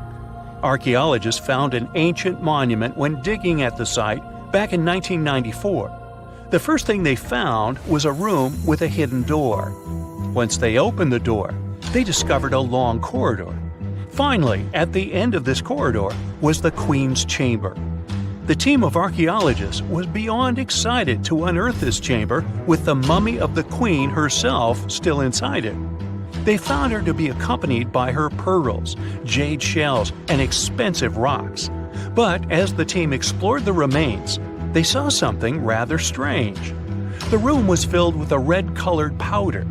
Researchers knew that the color red was important to the Mayan people, and that much of their clothing and buildings were decorated with this color. But they didn't understand why the queen was buried with this unknown red substance. After they took a sample back with them for further analysis, they discovered that the red powder was cinnabar, a very dangerous mineral. This powder, when inhaled, can cause, shall we say, severe health damage to a person. The team concluded that this could only be a trap for anyone trying to steal her riches. Okay, so dangerous powders might have worked as the most intense traps we've seen until now. But perhaps the cheapest way to keep out unwanted visitors was to advertise spells written out all over the monument. We'd probably laugh at these today, but back in the day, they were more or less effective. Spells usually said that the person who took anything from that place would meet a tragic fate. Some spells said that robbers would lose their houses in big fires or terrible floods. Other spells said burglars would have incurable and undiagnosed health issues, but they weren't really enough to stop people from taking any gold. There are some stories surrounding how these spells might have been real. One of them is from the famous British Egyptologist Howard Carter, the one responsible for unearthing Pharaoh Tutankhamun's resting place in the 1920s. After months of unsuccessful digging, Carter discovered the tomb's existence by chance. He found the entrance to a stairway right beneath the soil where he had been searching all those months. With the help of a team, he cleared the piles of sand blocking the stairs and discovered a doorway. The door had several royal symbols carved into it, and Carter knew this could only mean a very important person had been buried there. And he was right. With a chisel, he made a hole in the top left-hand corner of the doorway and lit his vision with the help of a candle. He couldn't believe what he was seeing, the reflection of several golden and jeweled items crowding the chamber before him. Lost for 3,000 years, Carter had just discovered the final resting place of King Tut. But the story didn't finish here. This discovery was accompanied by a series of unfortunate events that led people to believe it had something to do with the pharaoh's spell. Carter himself mysteriously passed away just a few years later, and some of his assistants lost their houses in floods, just like one of the spells threatened. Some say it's just coincidental, as there's no real proof of these things being connected. Well, what do you think? Was this an effective trap after all? The year is 1923. Two teenagers sneak out of their homes in the middle of the night in Florida City. Rumor had it that an old man was building a rock castle by himself. But every time someone tried to see what the old man was doing, he would stop working. The curious teens managed to sneak into Ed's backyard and saw something they could later describe as magic. They recalled seeing rocks moving around like helium balloons. The old man was moving up to 30 tons of stone by himself to build his castle. Even if he didn't allow anyone to see him working, he would proudly talk about it around the town. But whenever people asked how he was building a stone castle all on his own, he simply answered, "I cracked the secret of the pyramids." This story begins in Latvia, Edward Leedskalnin's home country. Edward was born in a small village on January 12, 1887. He was born in a family of stonemasons, which is probably where he learned ancient techniques of building. However, he grew up as a sickly boy, which meant he could never carry much weight or undergo heavy physical activity. At the age of 26, an unfortunate turn of events determined Ed's fate. The love of his life broke off their engagement, and heartbroken Ed decided to move to the United States. He lived in a couple of American states before finally moving to Florida, where his life's adventure started. Ed spent years searching for the right spot of land to build his dream house. He always rejected good farmland. When people wondered why, he only smiled. Finally, when he bought land of his own, it was deemed terrible by his close friends. The soil was bedrock. He could neither plow nor farm it, but it seemed perfect for what he was seeking to build. Ed's close friends would often describe him as eccentric. When asked why he wanted to build a house, he would only say, "It's for my sweet 16. Someday she's coming back." Then, he changed the topic of the conversation. It took Ed about 30 years to finish Coral Castle, and he did it all by himself. He would only work under the cloak of night and never let anyone see what he was doing. The completed Coral Castle embodies a number of unsolved mysteries. If you were to visit the site back then, you'd have to go through a 9-ton, 8-foot-tall revolving gate door that even a kid could push with just one finger. Ed was so proud of this door that he originally named the site Rock Gate Park. It was renamed Coral Castle only much later, after Ed's passing. Once inside, visitors would access the incredible wonders of Ed's constructions: towers, mystic symbols, furniture, and swing sets, all made entirely of monolithic blocks of stone. The stones are set on top of each other, using only their weight to keep them together. And believe it or not, the entire park gathers around 1,100 tons of stone. Today, if you visit Ed's living quarters, you'll even see the simple instruments he used to construct all of this: chisels, hammers, ropes, and pulleys. The type of work he did is difficult even with modern-day equipment, let alone without it. Coral Castle's main mystery lies in how Ed managed to do it. The only photograph of Ed Leedskalnin at work shows a simple leverage structure of a chain hoist attached to a wooden tripod. The tripod was made of old telephone poles with a small wooden box on top. What was in the box is, of course, a mystery. Unfortunately, he took his secrets with him, not sharing the truth of his work with anyone else. Yet, not all is lost, as there are many theories and speculation surrounding what could have happened there. One theory says that there is a harmonic grid inside the Earth's surface, something that would create anti-gravity spots around the globe. It's believed that Coral Castle was built in such a spot. This could explain why it took Ed so long to find land that pleased him. Maybe what he was looking for was a place that allowed him to experiment with anti-gravity forces. Yet, whenever Ed talked about his work, he would say he understood the laws of weight and leverage, and, sure thing, that he had cracked the secret of the pyramid builders. And what secret is that, you might ask?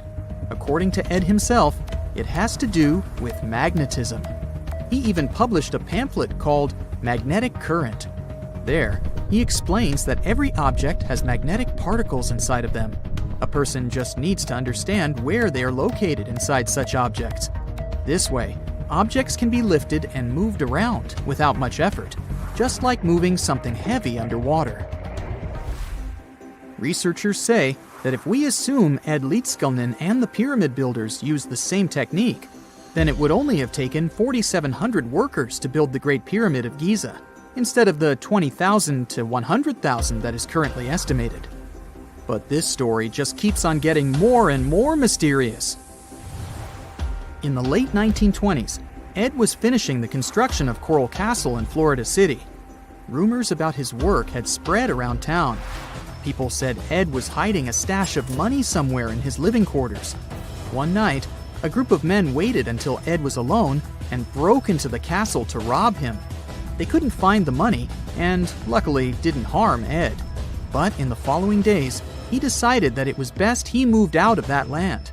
Of course, he took more than his toothbrush along with him. Ed decided to move the entire Coral Castle to another land 10 kilometers away from where he had built the park. Legend says he hired a truck driver and asked him to swear secrecy about what Ed intended to do. He asked the driver to look away while Ed loaded the truck by himself, moving all of the rocks without any help. With the truck loaded, Ed and his castle moved to Homestead, Florida, where the park is located until this day. In 1986, a group of engineers from Florida University was called to try to fix the park's gate entrance, the 9-ton revolving door that Ed was so proud of. They arrived with plenty of modern-day equipment, including a 20-ton crane. When the engineers took the door down, they noticed that Ed had used a strange circular stone at the bottom of the revolving door. The engineers couldn't understand how this frisbee-sized rock could withstand 9 tons of weight without breaking into pieces. They sent the rock to the geology department at the University of Florida, but the geologists simply returned the rock, saying they couldn't find a match of this rock in their databases. They couldn't determine its origin. The engineers put the 9-ton gate back into place, trying to use other techniques. At first, it didn't work without the base rock Ed had originally used. So, they had to cut the gate rock to make it work as a revolving door once again, proving that modern-day technology couldn't replicate what Ed had done single-handedly. Fast forward to 2011, and another man claimed to have cracked the code of the pyramid builders and Ed Leedskalnin himself. Wally Wallington, a retired construction worker from Lapeer County, Michigan, has managed to build using similar techniques to those used by Ed. Wallington is known for having built his personal Stonehenge in Michigan. He is said to have used simple machines, such as levers and counterweights, moving around multi-thousand-pound concrete blocks. Unlike Ed, Wallington has shared his techniques with the public. Multiple videos are showing the clever engineering he built from very simple materials. It sure is impressive. The man has moved his entire barn into another property just with the help of simple tools. However, there is no way to prove that these were the same techniques used to build Coral Castle. To this day, the secrets of Coral Castle haven't been unraveled. But hey, we can always keep trying to solve it. Imagine working 7 days a week on a large-scale construction site. You, along with thousands of others, carry millions of stone blocks and put them on top of each other according to a complex system. You work without modern construction equipment. You have no air conditioning or constant access to water. It's so hot outside that you can fry eggs on the road. You've been building the pyramid for decades, and now, when it's finally done, you enjoy the result of the colossal work of thousands of people. You're looking at a giant cultural monument of global value that will freeze in time and amaze people for tens of thousands of years. A few thousand years have passed. People in the 21st century see the pyramids and are like, wow, I can't believe humans have built this. Yeah, the people who built the pyramids wouldn't have appreciated such a theory. But actually, there are reasons to believe that people built it using some fantastic technology. From the outside, it seems the Great Pyramids are just big triangles of stone. People just put some heavy blocks on top of each other, and that's it. In fact, the design seems too perfect to be true. The pyramid consists of more than 2 million blocks. They lay so close to each other and are so even that you couldn't squeeze even a thin sheet of paper between them. Scientists still can't figure out the exact technology for building the Egyptian pyramids. One of the biggest and most famous is the Great Pyramid of Giza. This huge construction, well known all over the world, has one big secret. There should be a capstone on top of the pyramid. It's a triangular-shaped stone block, a small pyramid on top of a huge one. It's also called a Pyramidian. The builders of ancient Egypt made it out of granite and limestone and covered it with gold. No records or old drawings prove that there was a Pyramidian at the top of the Great Pyramid of Giza. But there's another ancient Egyptian structure with such a triangle, the Red Pyramid. It was built before the Great One, and its capstone has survived to this day. Archaeologists have found and reconstructed it. But where could the capstone of the Great Pyramid be? It's a mystery that still has no answer. Some are sure that some thieves have stolen it from the top.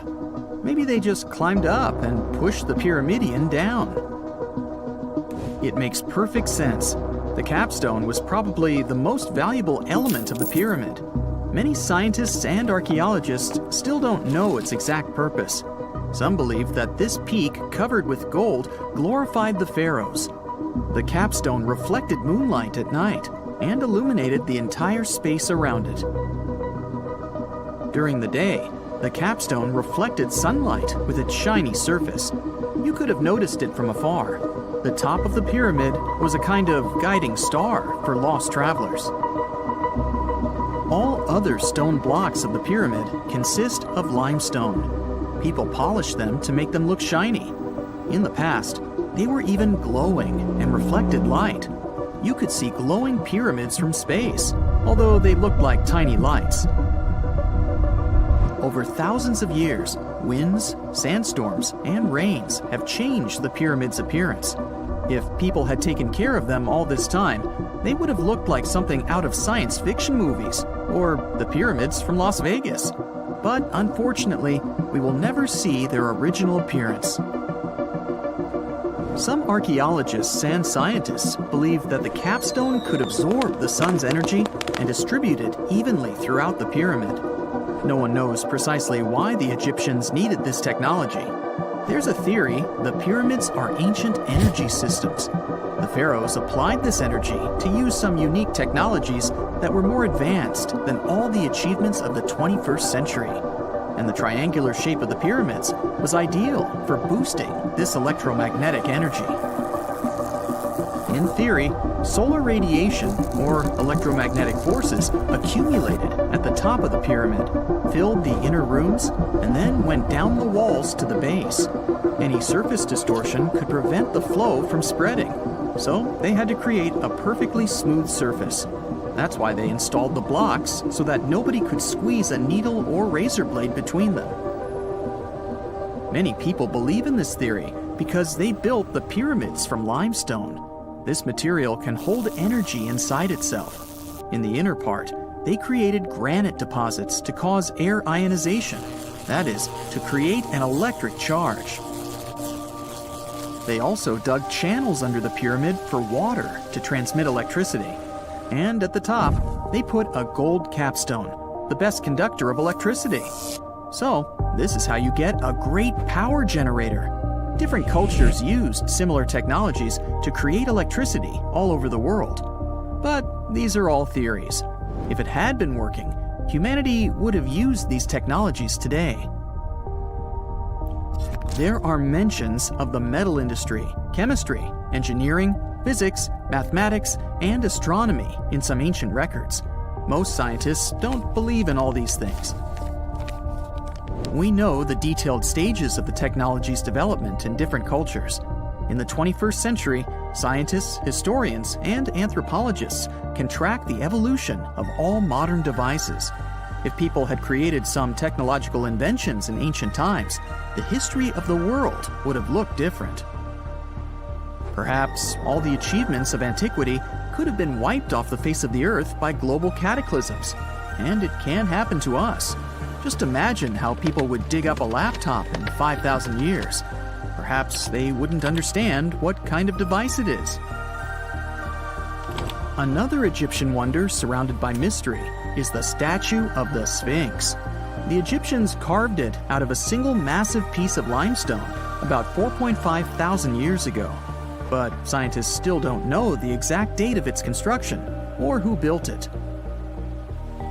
People painted the Sphinx in different colors, so it looked much brighter and more vivid in the distant past. It was shining just like the Great Pyramids.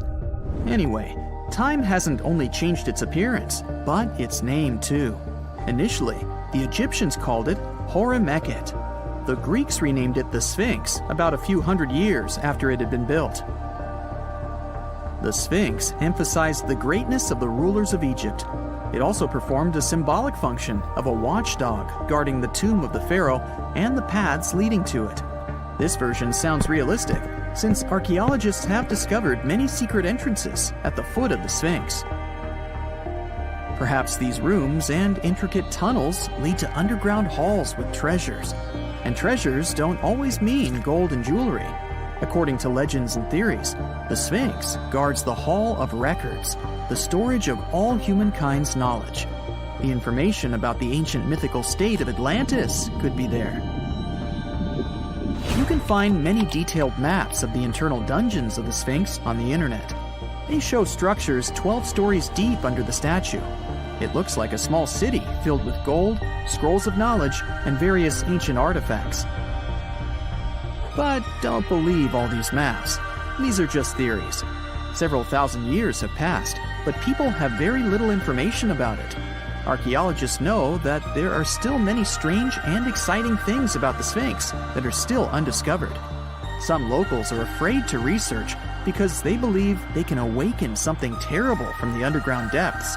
Therefore, it's mostly scientists from other countries who conduct the excavations. In 1998, Scientists discovered strange tunnels leading to empty rooms under the Sphinx. They realized that some people tried to get there through tunnels in the past, and maybe those people took all the treasures that were there. One of the legends says that some powerful artifact lays beneath the Sphinx. Its technology can change the whole world, but the locals are hiding it because it can damage the planet. Some believe that you can find evidence of unknown technologies painted on the granite walls in the pharaoh's tombs. But most likely, these paintings and signs tell us the myths and legends of ancient Egypt. But what if Egyptian symbols and drawings are detailed instructions for using ancient technologies? What if the locals that lived at that time thought, people in the future won't be able to get energy themselves. Let's leave some detailed instructions for them. Anyway, there are many riddles and theories. In reality, the search for answers is a dangerous undertaking, since it's not easy to get into the underground halls. Excavations can ruin the structure of the entire Sphinx. Any person inside the tunnels may get lost and never be able to find their way back. Besides, it costs a lot of money. Now, what would be awesome is if people could invent some device that could scan underground areas and show their detailed models. Secant, cosine, tangent, sine, 3.14159. Yeah, that was the cheer we heard coming from the Trigonometry Club back in the day. For the rest of us in math class, terms such as sine, tangent, and pi were just bewildering. Who invented these and why? Was their only purpose to make it harder for students? Well, not quite. Trigonometry was invented by the ancient Egyptians. They needed this knowledge to construct pyramids, and they did a pretty good job too. The Great Pyramid in Giza still stands today, some 4,500 years after it was built. No recalls either. So let's get out of that classroom and on a journey through time to reveal the secrets behind the ancient Egyptians' precision. Here you are, standing on the Great Pyramid's construction site, some 9 miles from Cairo. Well, the city still isn't there, as you're surrounded only by the desert and teams of construction workers. They're transporting large stone blocks weighing 2.5 tons each. They're inside a wooden sled that sits on large rollers. A crew of 8 men rolls these blocks along the ground. You immediately think of the rollers on a supermarket cash register. The principle is exactly the same, but the scale is greater, much greater. Scientists estimate that the Egyptians used 2.3 million such blocks in the Great Pyramid alone. And the block in front of you is one of the lighter ones. The heaviest of them weighed up to 15 tons. But where did all these blocks come from? Most of them originated from quarries around Giza. It's not that impressive, you think, but wait until you hear how ancient engineers transported the granite used in construction over 500 miles to the pyramid. There were no railways or highways back then, but the mighty Nile was always there. Researchers even believe that the Egyptians dug a canal to connect the Nile directly to the pyramid's construction site. All they had to do then was to wait for the flood season to begin, and voila! The rising water levels floated the heavy stone blocks for them. But how did they lift the enormous stones on dry land to stack them up to the top? Did they use oversized cranes? Well, ancient Egyptians worked around this problem, literally speaking. One of the workers is now pointing to the giant ramp going around the pyramid they're building. This is how a mountain road zigzags its way to the top. If the ramp went directly to the top of the pyramid, then workers couldn't pull the stone blocks along it. It would be too steep. Scientists have calculated that 8% could be the maximum incline. So ancient Egyptians just extended the ramp around the pyramid. Again, these are all theories, as the ramp could have been inside the pyramid, as some researchers suggest. The exact building method is still a mystery, guarded by the Sphinx. That's its real name, right? Wrong. As the Great Sphinx is just the statue's alias. You know, the name writers take when they want to hide their true identity, or a singer's stage name. The Sphinx's real name, translated from Egyptian, means Horus in the horizon. That was the name for the Egyptian deity of the sky. The The trail of mystery doesn't end there. As a man walks past you with a bucket of paint, he's going to add a touch of color to the Great Sphinx. Researchers found specks of this red color next to its ear. That was some strong paint, as it survived for thousands of years. You are now standing straight in front of the Sphinx. You look up. It's very tall, right? 66 feet to be precise. Now resist the urge to take a selfie. You can do it. Now you notice something else. It looks like the Sphinx is in the center of a giant triangle in the back. That's one side of the Great Pyramid. And no, your eyes are not playing tricks on you. The Sphinx really does sit in the center of the pyramid's lateral face. Here's where math comes in handy. A pyramid has 4 sides, called lateral faces. There's also a 5th face, the base, but that's not visible. It's, wait for it, face down. The Sphinx has one last mystery to reveal: its age. Scientists agree that Pharaoh Khafre built the Sphinx. He ruled after his father, who had built a great pyramid nearby. So both structures were finished around the same time. Let's talk about numbers again. You've heard of Cleopatra, the Egyptian princess described as a woman of great beauty. Hello? She saw the pyramids, but she lived closer to the time of the first iPhone than the time of the people who built the pyramids. Fascinating, right? You can see thousands of people around you. They're working hard to build the pharaoh's tomb. But how many of them are there exactly? One Greek philosopher estimated there were as many as 100,000 workers. Seems like an okay number for such an enormous structure, but it can't be true. Science simply can't back up this number. Egyptologists put the total number of workers at 30,000. And yes, Indiana Jones was one of them, at least on the big screen, but he showed up late. Egyptologists know a lot about the pyramids, but not everything. Not because they don't want to, but because they haven't yet dug up enough evidence. They can only guess how the building process went. First, engineers would arrive to choose the right spot and do the necessary measurements. That's why they needed all that complicated math. Then, it's time for sourcing the material, the large stone blocks I mentioned earlier. When boats deliver them to the site of the future pyramid, workers can finally do their thing. They operated in smaller groups, but there were at least 2,000 of them chiseling and carving away at any given time. Sounds like a typical construction site today? Well, that's because it is, just thousands of years ago. It's amazing what ancient Egyptians were able to achieve with just copper and stone tools. The pyramid is now complete in front of you. But is it the same pyramid we see today? Why is this structure shining bright in the desert sun? Isn't it supposed to be a dusty yellow color? Well, no. Human activity and the elements have completely stripped the outer layer of stones over time. Expert craftspeople polished these blocks using nothing but stone and sand. The end result was a smooth and shiny rock. On the day it was completed, the Great Pyramid of Giza was a perfect triangle of light. Its polished sides acted like giant mirrors, reflecting the powerful Egyptian sun. This is the point where you should put your glasses on, and that shiny thing you see at the pyramid's very top is actually gold. The capstone at the top of the pyramid is called a Pyramidian. It was covered in sheets of gold.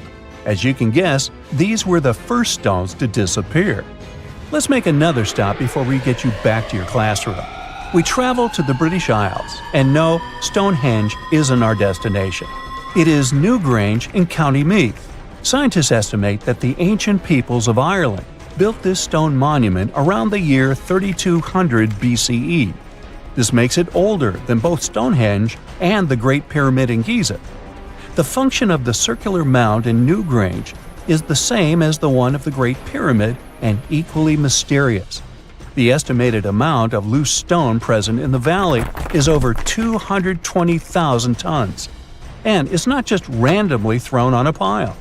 The order in which the stones are set makes the structure water-resistant. That would explain how Newgrange had survived for so long. Kinda makes you want to splash out the cash for that waterproof phone case, huh? Well, you're back in your school desk, but today's math lecture is the last thing on your mind. You're thinking about how great the Egyptian pyramids are, and if we have something similar today. It turns out modern engineers are just as impressed with the Great Pyramid as you are. There's a glass pyramid sitting in the main courtyard of the famous Louvre Museum in Paris. The panorama of San Francisco wouldn't be complete without the 48-story Transamerica Pyramid. But Las Vegas went the furthest. There we find the Luxor Hotel. It's so big that it's the third largest pyramid on the planet.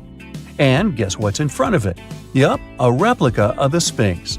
It's 110 feet tall, 2 stories higher than the one in Giza. Yeah, everything's bigger in Vegas. Before we get into the reason why and how there are pyramids all around the world, let's talk about some of the examples. I'll start with the Pyramid of the Sun in Mexico. These folks really knew how to build a city. Their well-planned urban center spanned over 7 square miles and boasted several pyramids. But the Pyramid of the Sun is the most impressive. This giant pyramid was built way back in 100 CE and is one of the biggest structures of its kind in the whole Western Hemisphere. It's so big that it's 216 feet high above the ground.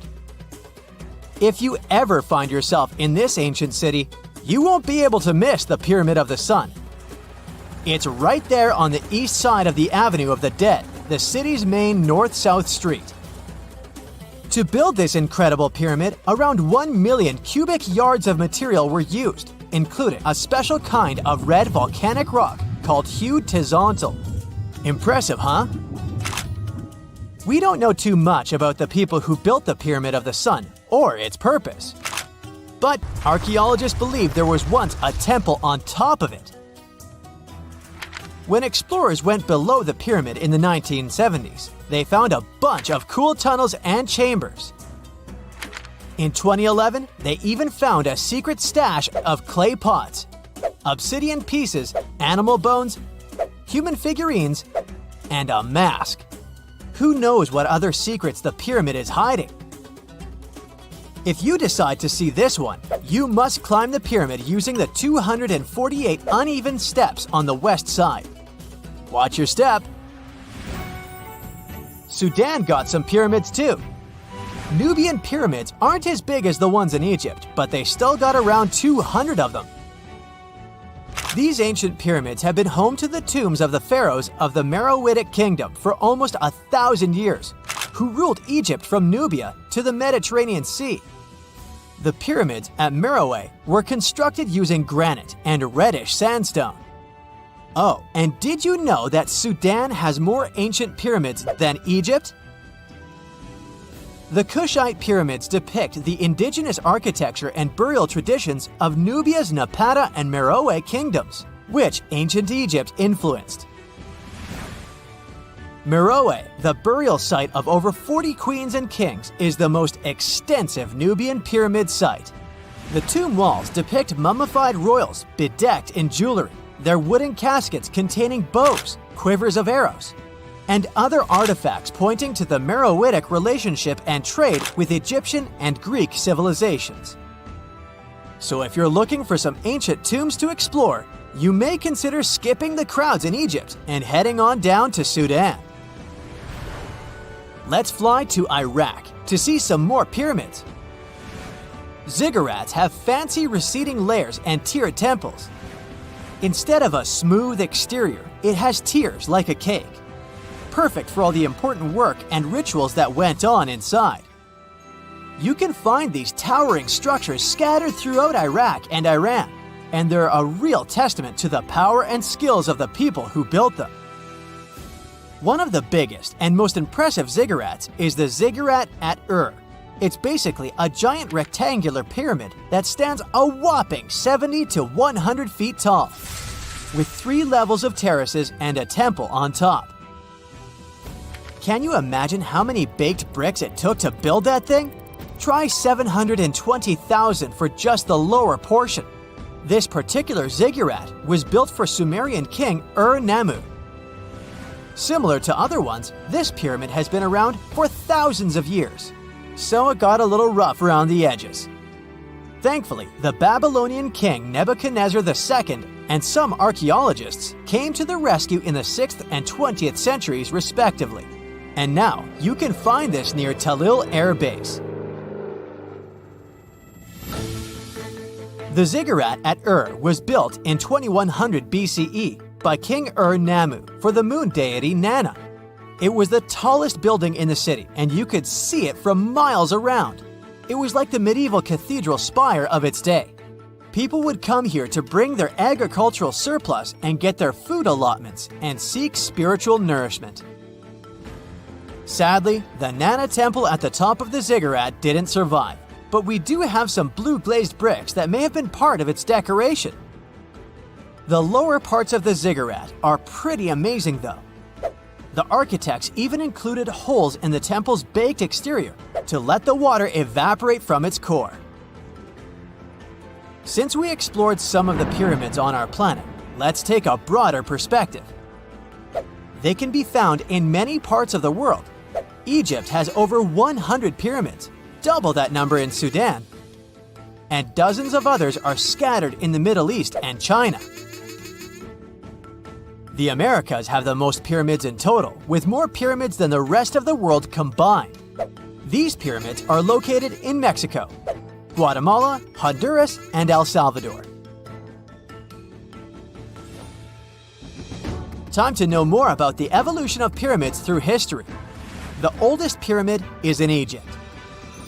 This pyramid was a step pyramid, which was created by placing one layer of stone on top of another.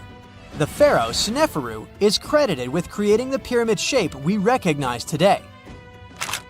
During his 45-year reign, he built 3 pyramids.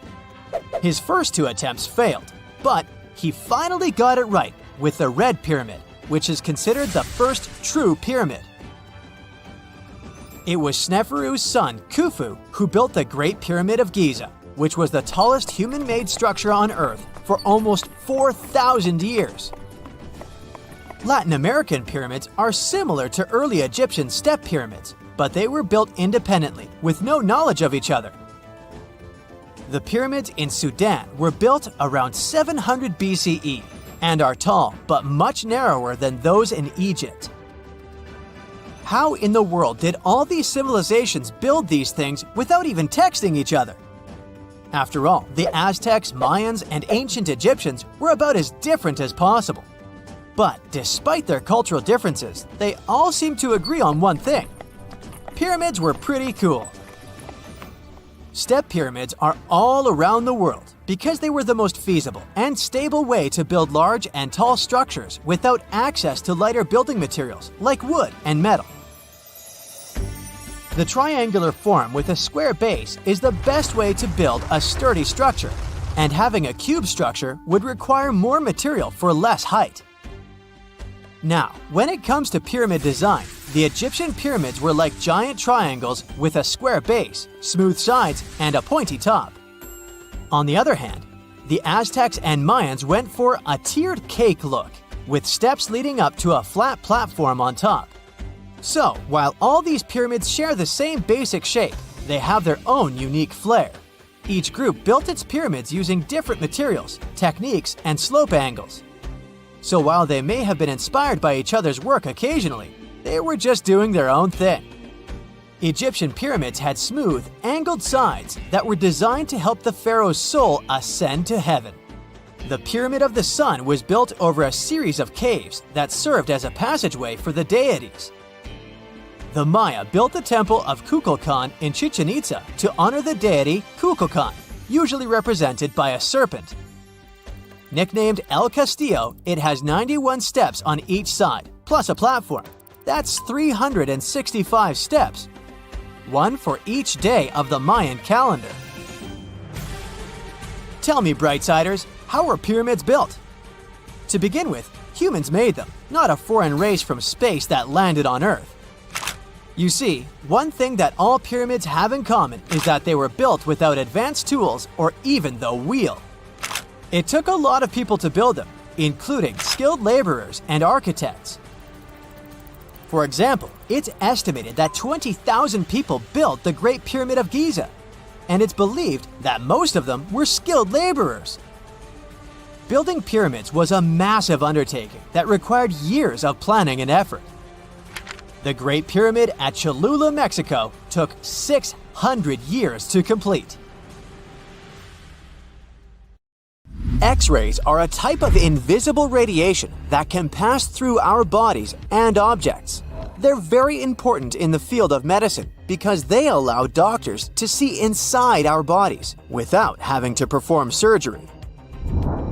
Now, let's dive into how X-rays work. They're a kind of electromagnetic radiation, just like light or radio waves. However, they have much higher energy than light, which makes them able to go through objects that light cannot. Imagine you have a powerful flashlight. If you try to shine it through a wall, the light won't go through because the wall is too thick. But these rays have enough energy to go through walls and even our bodies. The discovery of X-rays happened by accident in the late 19th century. A scientist was experimenting with cathode rays, which are a type of radiation. He was working in his lab and noticed that a nearby fluorescent screen started to glow, even though it was not directly exposed to the cathode rays. He realized that something invisible was causing the fluorescence, and he named it X-ray, because X is the mathematical symbol for something unknown.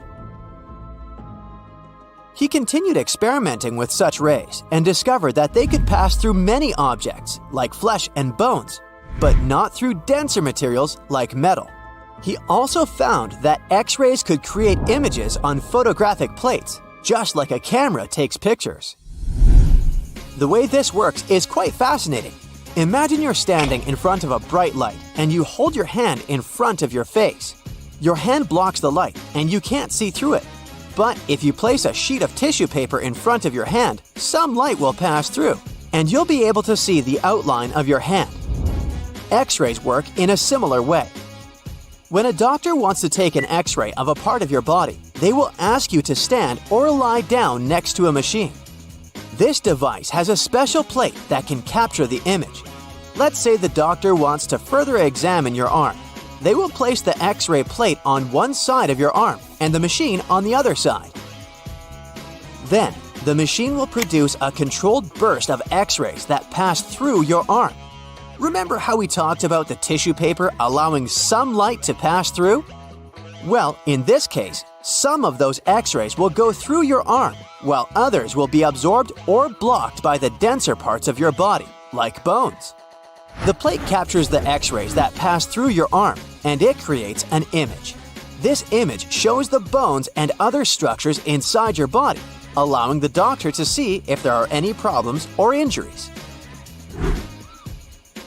Now, you might be wondering why X-rays can pass through some things but not others. It has to do with the density and composition of the objects. Denser materials like bones absorb more X-rays, so they appear white in the image.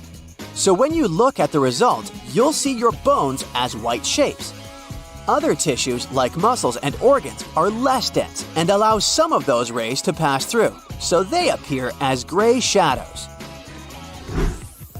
What if I told you there's a whole new way you can peek inside objects, but without using X-rays? I'm not talking about magic powers. Take a comfortable seat while I explain what mutography is. This fascinating scientific technique allows us to see inside objects and even beneath the Earth's surface using a special type of particle called a muon. These elementary particles are very similar to electrons, but they're much heavier. They are created high up in the Earth's atmosphere when cosmic rays, which are particles coming from space, collide with the air molecules. Now, muons are special because they can pierce through different materials. They can pass through rock, soil, and even buildings. Scientists realized this potential back in the 1950s when they were studying cosmic rays and noticed that some of the particles could pass through thick materials. The first muography experiments took place in the 60s. Specialists discovered that muons can be detected using special devices called muon detectors. These detectors are usually placed underground or in specially designed laboratories to shield them from other particles and background radiation. Now let's dive into how muography actually works. Imagine you have a large object, like a pyramid, a mountain, or even an ancient statue, and you want to see what's inside without damaging it. First, detectors are positioned around the object or in the area you want to examine. These detectors are sensitive to muons and can track their paths. When such a particle passes through a detector, it leaves a trace, like footprints in the sand. By collecting data from multiple detectors, scientists can reconstruct the paths. Here's where things get really cool. The Earth's atmosphere acts like a natural filter for muons. It turns out that the more massive an object is, the more particles it will block. So, if you have a large, dense object like a mountain, fewer muons will pass through it compared to a smaller, less dense object, like an empty box. This difference in the number of particles that reach the detectors can give us clues about what's inside the objects. Scientists use computer algorithms and mathematical techniques to analyze the data and create images. These images represent the density distribution of the object being studied. It's like creating a map that shows where the densest areas are and where there's gaps inside the object. The concept of muography is similar to using shadows to understand the shape and size of an object. Imagine you're standing in front of a bright light and you place your hand between the light source and a wall. You'll see a shadow of your hand on the wall. Based on the shape and size of the shadow, you can get an idea of what your hand looks like, even though you can't see it directly. This technique has been used to study various objects and structures. For example, scientists have used it to explore the inside of volcanoes and pyramids, and even to investigate the structure of mountains and the Earth's crust. With the help of this amazing technique, scientists have now uncovered new information about the Great Pyramid of Giza. They discovered something that had eluded tomb raiders for centuries. They found a hidden chamber. And guess what they named it? The Big Void. Yeah, I know, not the most creative name. They even used 3 different muon detection techniques just to be super sure that it was indeed a big, mysterious void inside the grandest pyramid of them all. Once news got out about this mind-boggling discovery, Egyptian authorities couldn't resist the temptation to explore further. So, they brought in an endoscope camera to confirm the existence of this epic void. So, they inserted a camera through one of the openings underneath the entrance, and voila! It revealed a corridor. More so, the corridor had a chevron ceiling. I can't help but imagine the ancient Egyptians using it as a cool dance floor. Another team of scientists decided to take another shot at scanning this newfound void. According to them, the Great Pyramid of Giza is a pioneer in the pyramid game. It used a technique called chevron to cover internal structures and keep them from collapsing. Now, why did the ancient Egyptians build this corridor and the grand void it leads to? One theory suggests that the corridor was built to relieve pressure inside the pyramid. Another theory says that the void could be a result of the pyramid's construction process. It could have been an internal ramp used to move roof blocks into position, and then it was left there or filled loosely with rubble. According to other enthusiastic explorers, there might be another burial chamber waiting to be discovered. They believe that the pyramids were built with a dash of randomness in the construction process. As the builders worked their magic, they realized that some chambers wouldn't be able to handle the weight of a majestic sarcophagus. So they made adjustments on the fly, creating new plans as they went along. You've heard of Dune, right? Giant sandworms, Zendaya and Timothy walking the desert in funky spacesuits, fighting over spice. Well, welcome to Mount Baldy, our very own real-life version of Dune, minus the celebrities and giant worms. Instead of space drama, we're dealing with something even weirder. A dune that's literally eating people. Mount Baldy rises over Lake Michigan like a giant sandy mountain, looking totally normal. But under all that sand, there's a mystery that's got scientists scratching their heads. It all started on a sunny afternoon back in 2013, when a 6-year-old boy named Nathan was running up the dune. The boy was on vacation with his family and his best friend. They were excited to spend their days swimming in the lake's cold water and soaking in the warm sun. At some point, Nathan and his best friend got tired of swimming and decided to explore the dunes. Their idea of fun was to run up the slopes and then slide it all the way back down. When they were running uphill, Nathan took the lead and saw something weird. A hole. He leaned forward to check it out when the ground literally swallowed him whole. It happened too fast. Nathan was gone before his friend got there.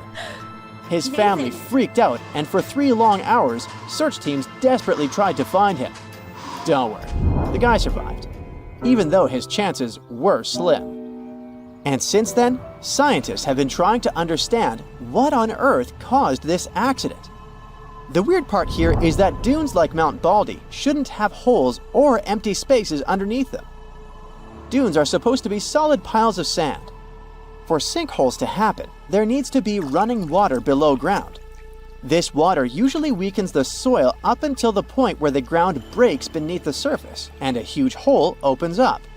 That afternoon that Nathan disappeared, a geologist happened to be passing by and was completely shook by what had happened. Erin Argillan, who tried helping with the rescue, said she never heard of anything like that in her years of studying dunes. She was determined to figure it out though, so she went back to Mount Baldy and used ground-penetrating radar to scan the dune. That's when she saw the problem was way bigger than expected. Bizarrely enough, there were another 66 hidden holes just waiting to collapse. It was like Mount Baldy was a dune full of invisible traps, and no one had any clue why. Argillan started to speculate what could possibly explain this phenomenon. One clue rests on the history of Mount Baldy. You see, over the years, sand was taken from Mount Baldy for industrial purposes, like making mason jars and other glass products. Some scientists think that removing all that sand disturbed the natural structure of the dune. This disruption could have caused the dune to weaken, making it unstable and creating the weird hollow pockets we're seeing now. But this theory doesn't explain why the sinkholes are only happening now or why they disappear so quickly. These sinkholes sort of look like those old Hollywood movies quicksand. They open up, sometimes swallow something or someone, then they disappear. But real quicksand is not as evil as the ones in the movies. It's a slushy mix of sand and water that looks solid from above, but it collapses into a more liquid form if a heavy object disturbs it. Another theory says it's probably because of fallen trees, buried long ago under layers of sand. These trees could be decaying and leaving behind empty spaces. If the sand shifts just right, it could cause these gaps to collapse, forming sinkholes. The problem with this theory goes back to the disappearing sinkholes. If it were true, the holes would remain open. This next deep hole seems to come out of a totally different Hollywood era. Something like if Jurassic Park met Aquaman. Behold, the famous Sawmill Sink. This wonder of nature is a deep, mysterious blue hole in the Bahamas. Think of it as a giant underwater sinkhole that goes down about 120 feet, filled with fresh and salty water. It's a natural wonder by itself, but also because scientists started to uncover perfectly preserved fossils and ancient bones in it. We're talking extinct species like giant tortoises, crocodiles, and even an ancient rat the size of your backpack. Back in 2004, scientists hit the jackpot when they dove down into the depths of Sawmill Sink and pulled up fossils that have been there for thousands of years. You may think they did not preserve well, but no. The water there is so cold and low on oxygen that everything stayed in tip-top shape, like it had been frozen. The scientists didn't just find long-lost animals, but human remains too. These bones composed a human tibia and sacrum of a Lucayan person, the indigenous folks who lived in the Bahamas about 1,000 years ago. This discovery shocked archaeologists because it gave them a major clue into the lives of the Bahamas' original inhabitants. And speaking of holes, this group of scientists tried digging an insanely deep one just to hear Mother Earth's heartbeat. Hang in there, I'll explain. It started back in 1987, when the Germans decided to dig the KTB borehole in Bavaria. A borehole is a deep hole in the ground used to find oil. These guys managed to dig almost 30,000 feet below the ground. Their mission was to understand more about our planet's inner workings, like tectonic movements, temperature changes, and seismic activity. But as they dug deeper, they were hit with a few surprises. Instead of finding solid, stable rock, they encountered fluids and gas seeping into the hole, which threw off everything they thought they knew. The heat also spiked way faster than expected, making scientists rethink their theories on how temperature behaves deep down. They actually had to stop digging because they reached the insane temperature of 572 Fahrenheit. This whole experiment sparked the interest of a Dutch artist who decided to tag along and do an experiment of her own. She used a geophone, which is an instrument that converts ground movements to voltage, and she recorded sound waves from the hole. When she got the results, she was shocked to hear that the sounds they recorded resembled a distant thunder and almost sounded like a real heartbeat. Okay, so this diamond mine could easily be scouted as a location for some Star Wars sequel, and I'm not even joking. Located way up in the remote wilderness of northern Canada, surrounded by ice, snow, and a lake, sits the Diavik Diamond Mine. Since opening in 2003, Diavik has produced over 100 million carats of high-quality diamonds. But what really makes Diavik special is how it's powered, in part by a wind farm. Yep, they managed to do that even in the cold tundra. When Diavik first opened, it was all about open-pit mining. But now they've moved underground, digging deeper to find those hidden treasures. And to make it all work, they had to build a dike system to stop the lake from flooding the mine. Pretty intense, right? And then there's the Monticello Dam, which sounds pretty Italian, but it's actually located in Napa Valley, California. This beauty was built between 1953 and 1957, and it created Lake Berryessa, which holds the record for the 7th largest man-made lake in California. The lake covers approximately 20,000 acres, which is about as big as Disney World in Florida. And although this lake works as a water reservoir for the northern region of the San Francisco Bay Area, that's not its most important feature. Its most unique feature is known as the Glory Hole. The Glory Hole is a morning glory type spillway which helps to drain the excess water from the dam. It has a diameter of 72 feet at the top, and it can drain an astonishing 48,000 cubic feet of water per second when the lake reaches its maximum capacity. If you thought about swimming around in the lake, forget it. It's pretty fascinating, but it was forbidden since someone swam too close to it in '97 and was swept inside the spillway. Yikes. Eridu, a megacity older than the first known civilization and older than the pyramids of Giza, was buried in the sands of the Mesopotamian desert for over 2,000 years. Now, scientists have made a discovery that changes what we know about the ancient city. They found over 4,000 canals around Eridu that brought water to more than 700 farms where people worked between the 6th and the early 1st millennium BCE. Now, Eridu was founded around 5400 BCE and was the city of the first kings and history's first city according to the Sumerian king list, an ancient text on a clay tablet. Ancient Sumerians believed that deities created this city when they decided to settle on Earth. Eridu plays such a big role in Sumerian myths and legends that, at some point, people used to think it was just a mythical location. The most famous Eridu myth says that the skies got angry because humans were too noisy, so they decided to send a great flood to wipe them out. A new study showed that the Euphrates River served as the source of water for the entire city. The researchers mapped what remains of the ancient landscape and found a well-developed network of artificial irrigation canals. They discovered 200 large main canals pulling water from the Euphrates, and those canals fed another 4,000 smaller canals. The team used everything from satellite images and drone footage to soil analysis, old records, and remote sizing tech to map out the area. The 700 farms that used the water from the system were different in size, from about 5,000 square feet to over 200,000 square feet. The main canals were a little over a half-mile long, and some stretched more than 5 miles. The smaller canals could be as short as 32 feet. Rivers in Mesopotamia were the main water sources for farming, so ancient farmers had to learn how to guide water from the river to their fields. It all started with simple methods, like digging small canals, but over generations, they learned how to build massive canals up to 62 miles long. The Euphrates itself helped the farmers. Water was moving thanks to gravity down its elevated riverbanks, and natural breaks in the banks let it spill onto the land.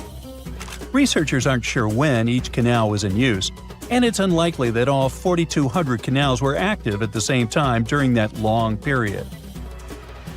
Now, Eridu used to be an important religious and trade center because of its strategic location on the Persian Gulf. Its economy mostly had to do with fishing, thanks to the Euphrates River. Researchers found fishing nets and weights and whole bales of dried fish at the site. And there were even models of reed boats, the earliest physical evidence we have for constructed boats anywhere.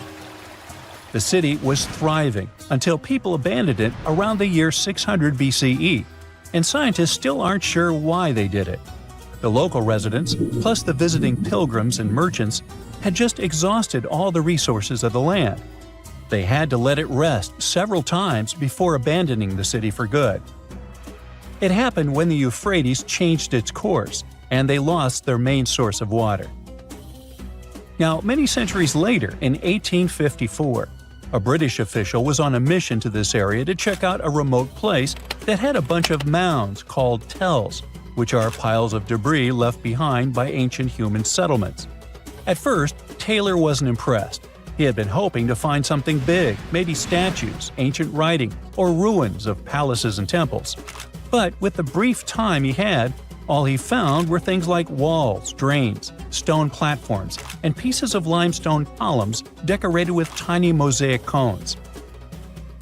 But he didn't know that these boring mounds were hiding one of the oldest cities on Earth, Eridu. The people at the British Museum got interested in the finding, but the first full-scale excavations took place here only around a century later. The local Iraqi authorities got really interested in the excavations as they were hoping to find more about the earliest days of Mesopotamian history. So they focused on Mound 1, a massive tell as tall as an 8-story building. Soon they uncovered part of an unfinished step pyramid from the end of the 3rd millennium BCE. As they dug deeper, they found layers of human life going back in time. There were levels from the Uruk period, and even remains from a time before the Sumerians called proto-history. In those lower layers, they discovered multiple rebuilds of the Temple of Enki, the city's main deity. People rebuilt this temple again and again for over 2,000 years. Every time the temple collapsed, they built a new one right on top. Each new version of the temple was bigger and more impressive than the last. From the middle of the 4th millennium BCE, these temple buildings became massive, more advanced than anything else humans had built up to that point. The city in Eridu was also becoming more complex, with clear social classes. Eventually, they stopped rebuilding the temple and put up a step pyramid on top of the ruins. Even though Eridu faded, it likely stayed important as a religious site. Archaeologists found pottery from the 2nd and 1st centuries BCE during excavations, although there were no signs of houses. The Sumerians were an innovative civilization, as you can tell. By 1500 BCE, they invented the cedar plow, a tool that let farmers plow and plant seeds at the same time, using animals like oxen to pull it. This gear even came with instructions. The Sumerian Farmer's Almanac gave farmers advice on how to grow more crops with proper tilling and irrigation. These smart farming tricks helped feed more people, which led to larger cities, an organized ruling system, and more focus on religion. and as their cities expanded, so did their work in writing, math, and spiritual life. 5,000 years ago, the Sumerians had already produced cuneiform, one of the first writing systems in history. So another recent find from the same part of the world proves that bureaucracy existed already 4,000 years ago. Archaeologists found ancient administrative tablets in another ancient Sumerian city. These clay tablets are the oldest solid proof we have of the world's first empire, the Akkadian Empire. The tablets were inside a state archive building made of mud bricks, which had different rooms that acted like offices. Now, before this discovery, archaeologists didn't really understand how the first known empire in the world, the Akkadian Empire, worked behind the scenes. But now, thanks to the recent Gerso excavations, we have the first real and unambiguous evidence of the empire's administrative system. They tracked everything: deliveries, spending, and inventory, from fish to sheep to grains, fabric, and even gems.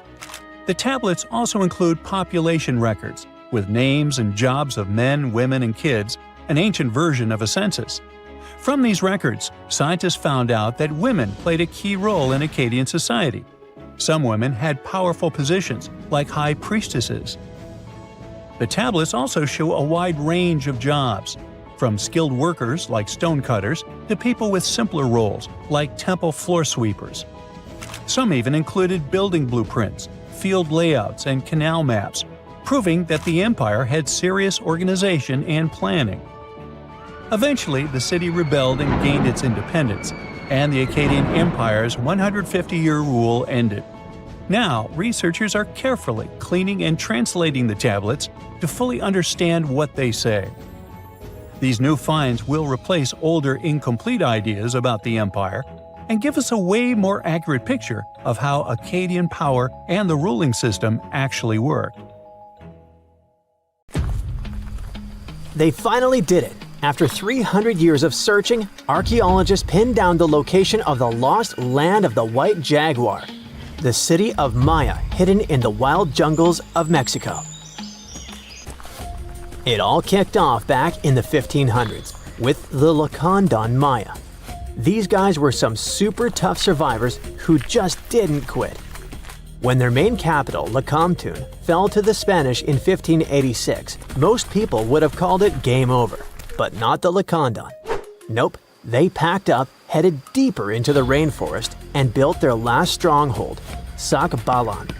It was a hidden fortress of stone temples, twisty jungle trails, and howler monkeys acting like noisy little guards. For over 100 years, the Lacandon managed to keep their traditions alive there, far from European control.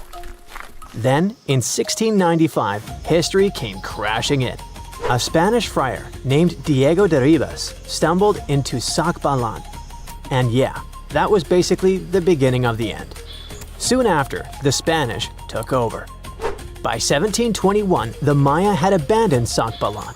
The jungle didn't waste time. It swallowed the place whole, with roots tearing into walls and vines smothering plazas. The city didn't just disappear, it got eaten alive. For the next 300 years, Saqqara turned into more of a myth than a memory. A name archaeologists and explorers would whisper, secretly hoping to find it one day. Plenty of expeditions tried to track it down, but the rainforest is sneaky. Every path looks identical, maps fall apart in the humidity, and even GPS can't cut through the thick green ceiling. It was like looking for a needle in a haystack, except the haystack was alive, covered in thorns, and yeah, crawling with jaguars that would happily make you lunch. So how did the scientists crack the mystery? One word: a letter from the 17th century. The letter by Diego de Ribas described all the routes, rivers, and trails leading to Saqqara. It showed in every detail the journey of the soldiers who walked 4 days to the Lacandon River after leaving Saqqara. Then they sailed for 2 days and arrived at the church El Encuentro de Cristo, left their canoes, and continued on foot to Lake Petén Itzá in Guatemala. This was already detailed enough, but the scientists needed to pinpoint the exact location with geographic information systems. They took into account vegetation layers and how much each person was carrying to map an approximate range where Saqqara should be. They fed this information to GIS and calculated where the city should be. And bingo, it worked. Archaeologists traveled through the jungle and found stone temples rising like broken teeth from the earth. There were also some tools and ceramics, and a Spanish church right in the middle of the ruins. The discovery isn't just about cool ruins, it rewrites history. For decades, people assumed the Lacandons simply scattered after Lakamtun fell, but Saqqara proves they regrouped, fought, and preserved their culture for over a century more. It's like discovering the final chapter of a book we thought ended too soon. There's also irony here. The Spanish friar who revealed Saqqara helped doom it. Yet his letter, centuries later, also helped save its memory. Today, the ruins sit inside a biosphere reserve, protected by the same jungle that once hid them. Tourists can't just waltz in. It's raw, tangled, alive. The city breathes again, but on its own terms. Scientists just uncovered another lost city, buried under the thick jungles of Mexico. It had been hiding there for 600 years. The place is called Gengola, and it's massive, about 360 hectares with more than 1,100 buildings, 2.5 miles of defensive walls, its own network of roads, and a super organized city plan. Because it was so deep in the jungle, you'd never realize how huge it really was unless you spent years hiking through it. But modern tech swooped in to save the day, using LiDAR, a kind of laser scanning tool. Researchers flew over the site, and in just 2 hours, they had a full 3D map of the entire city. Gengola was built sometime between 1350 and 1521, back in pre-Columbian times, and it used to be buzzing with life. It was a major hub for the Zapotec people, who had been around in the region since about 600 BCE. Families there lived in homes with big central patios surrounded by rooms, and as they got new members, they just add more rooms and stretch their houses out. They even used the mountains around them as natural walls and channeled mountain water for drainage. A lot of their buildings are still standing, which is wild considering how much time has passed. By the late 1400s, the Zapotec were real powerhouses along the Pacific coast. They even fought off the Aztecs, who were constantly trying to expand. At Gengola, they survived a brutal 7-month siege. But even though hiding in the mountains kept them safe, it wasn't perfect. They didn't have enough fresh water or farmland to feed everyone. Just 12 miles away, the smaller city of Tehuantepec had what they needed. So the Zapotec moved there right before the Spanish arrived in 1521. What the scientists have seen so far is just scratching the surface. That LiDAR scan revealed more than 1,000 buildings, and archaeologists are planning years of research to figure it all out. Instead of digging everything up and risking damage, they'll use advanced scanning tech to keep studying the city safely. Alright, now let's hop across the world to Egypt, where archaeologists stumbled on a whole lost city called Imet, tucked away in the eastern Nile Delta. The place was buried under layers of mud, water, and time, hiding in a swamp that's been shifting and changing for thousands of years. Scientists first noticed it from way up high in faint little clusters of mud brick foundations in satellite images. The shapes looked shaky and ghost-like, but too neat to be natural. So they followed the patterns down on the ground, started digging, and the city started coming back to life. They found multi-story tower houses, basically mini skyscrapers of the ancient world. They had multiple floors, thick foundations, and could handle some serious weight. That kind of vertical living is super rare in Egypt, especially outside the Nile Delta. It showed that people in Imet weren't just spreading across the land, but stacking upward, which means the city was packed, carefully planned, and way more urban than anyone thought for that time. And it wasn't just fancy housing either. Archaeologists also uncovered a grain processing center with paved work areas, animal pens, and organized spaces for food production. Clearly, this was a city with a real economy running behind it. Not far from there, they spotted a ceremonial road that once led to a temple for Wadjet, Imet's patron deity. But later on, other buildings got plunked down over the road, which shows that Wadjet's worship faded over time. Still, the ruins coughed up some amazing relics, a green faience little funerary figurine, and a stela showing Harpocrates perched on crocodiles and gripping snakes. He was the Greek spin on Horus, deity of silence, secrets, and the newborn sun. And there was even a bronze sistrum, an ancient Egyptian musical instrument decorated with twin heads of Hathor. Turns out, Imet was active from around the 4th century BCE onward, stretching from Egypt's late period into the Roman era. Its location along trade routes made it a magnet for merchants and pilgrims visiting Wadjet's temple. So it wasn't just hanging on, it was thriving, connecting, trading, and adapting with the times. And this isn't just another dusty ruin. Imet is giving us a window into everyday life, religion, and urban planning in the Delta, which we've always known way less about compared to the big pyramids and tombs.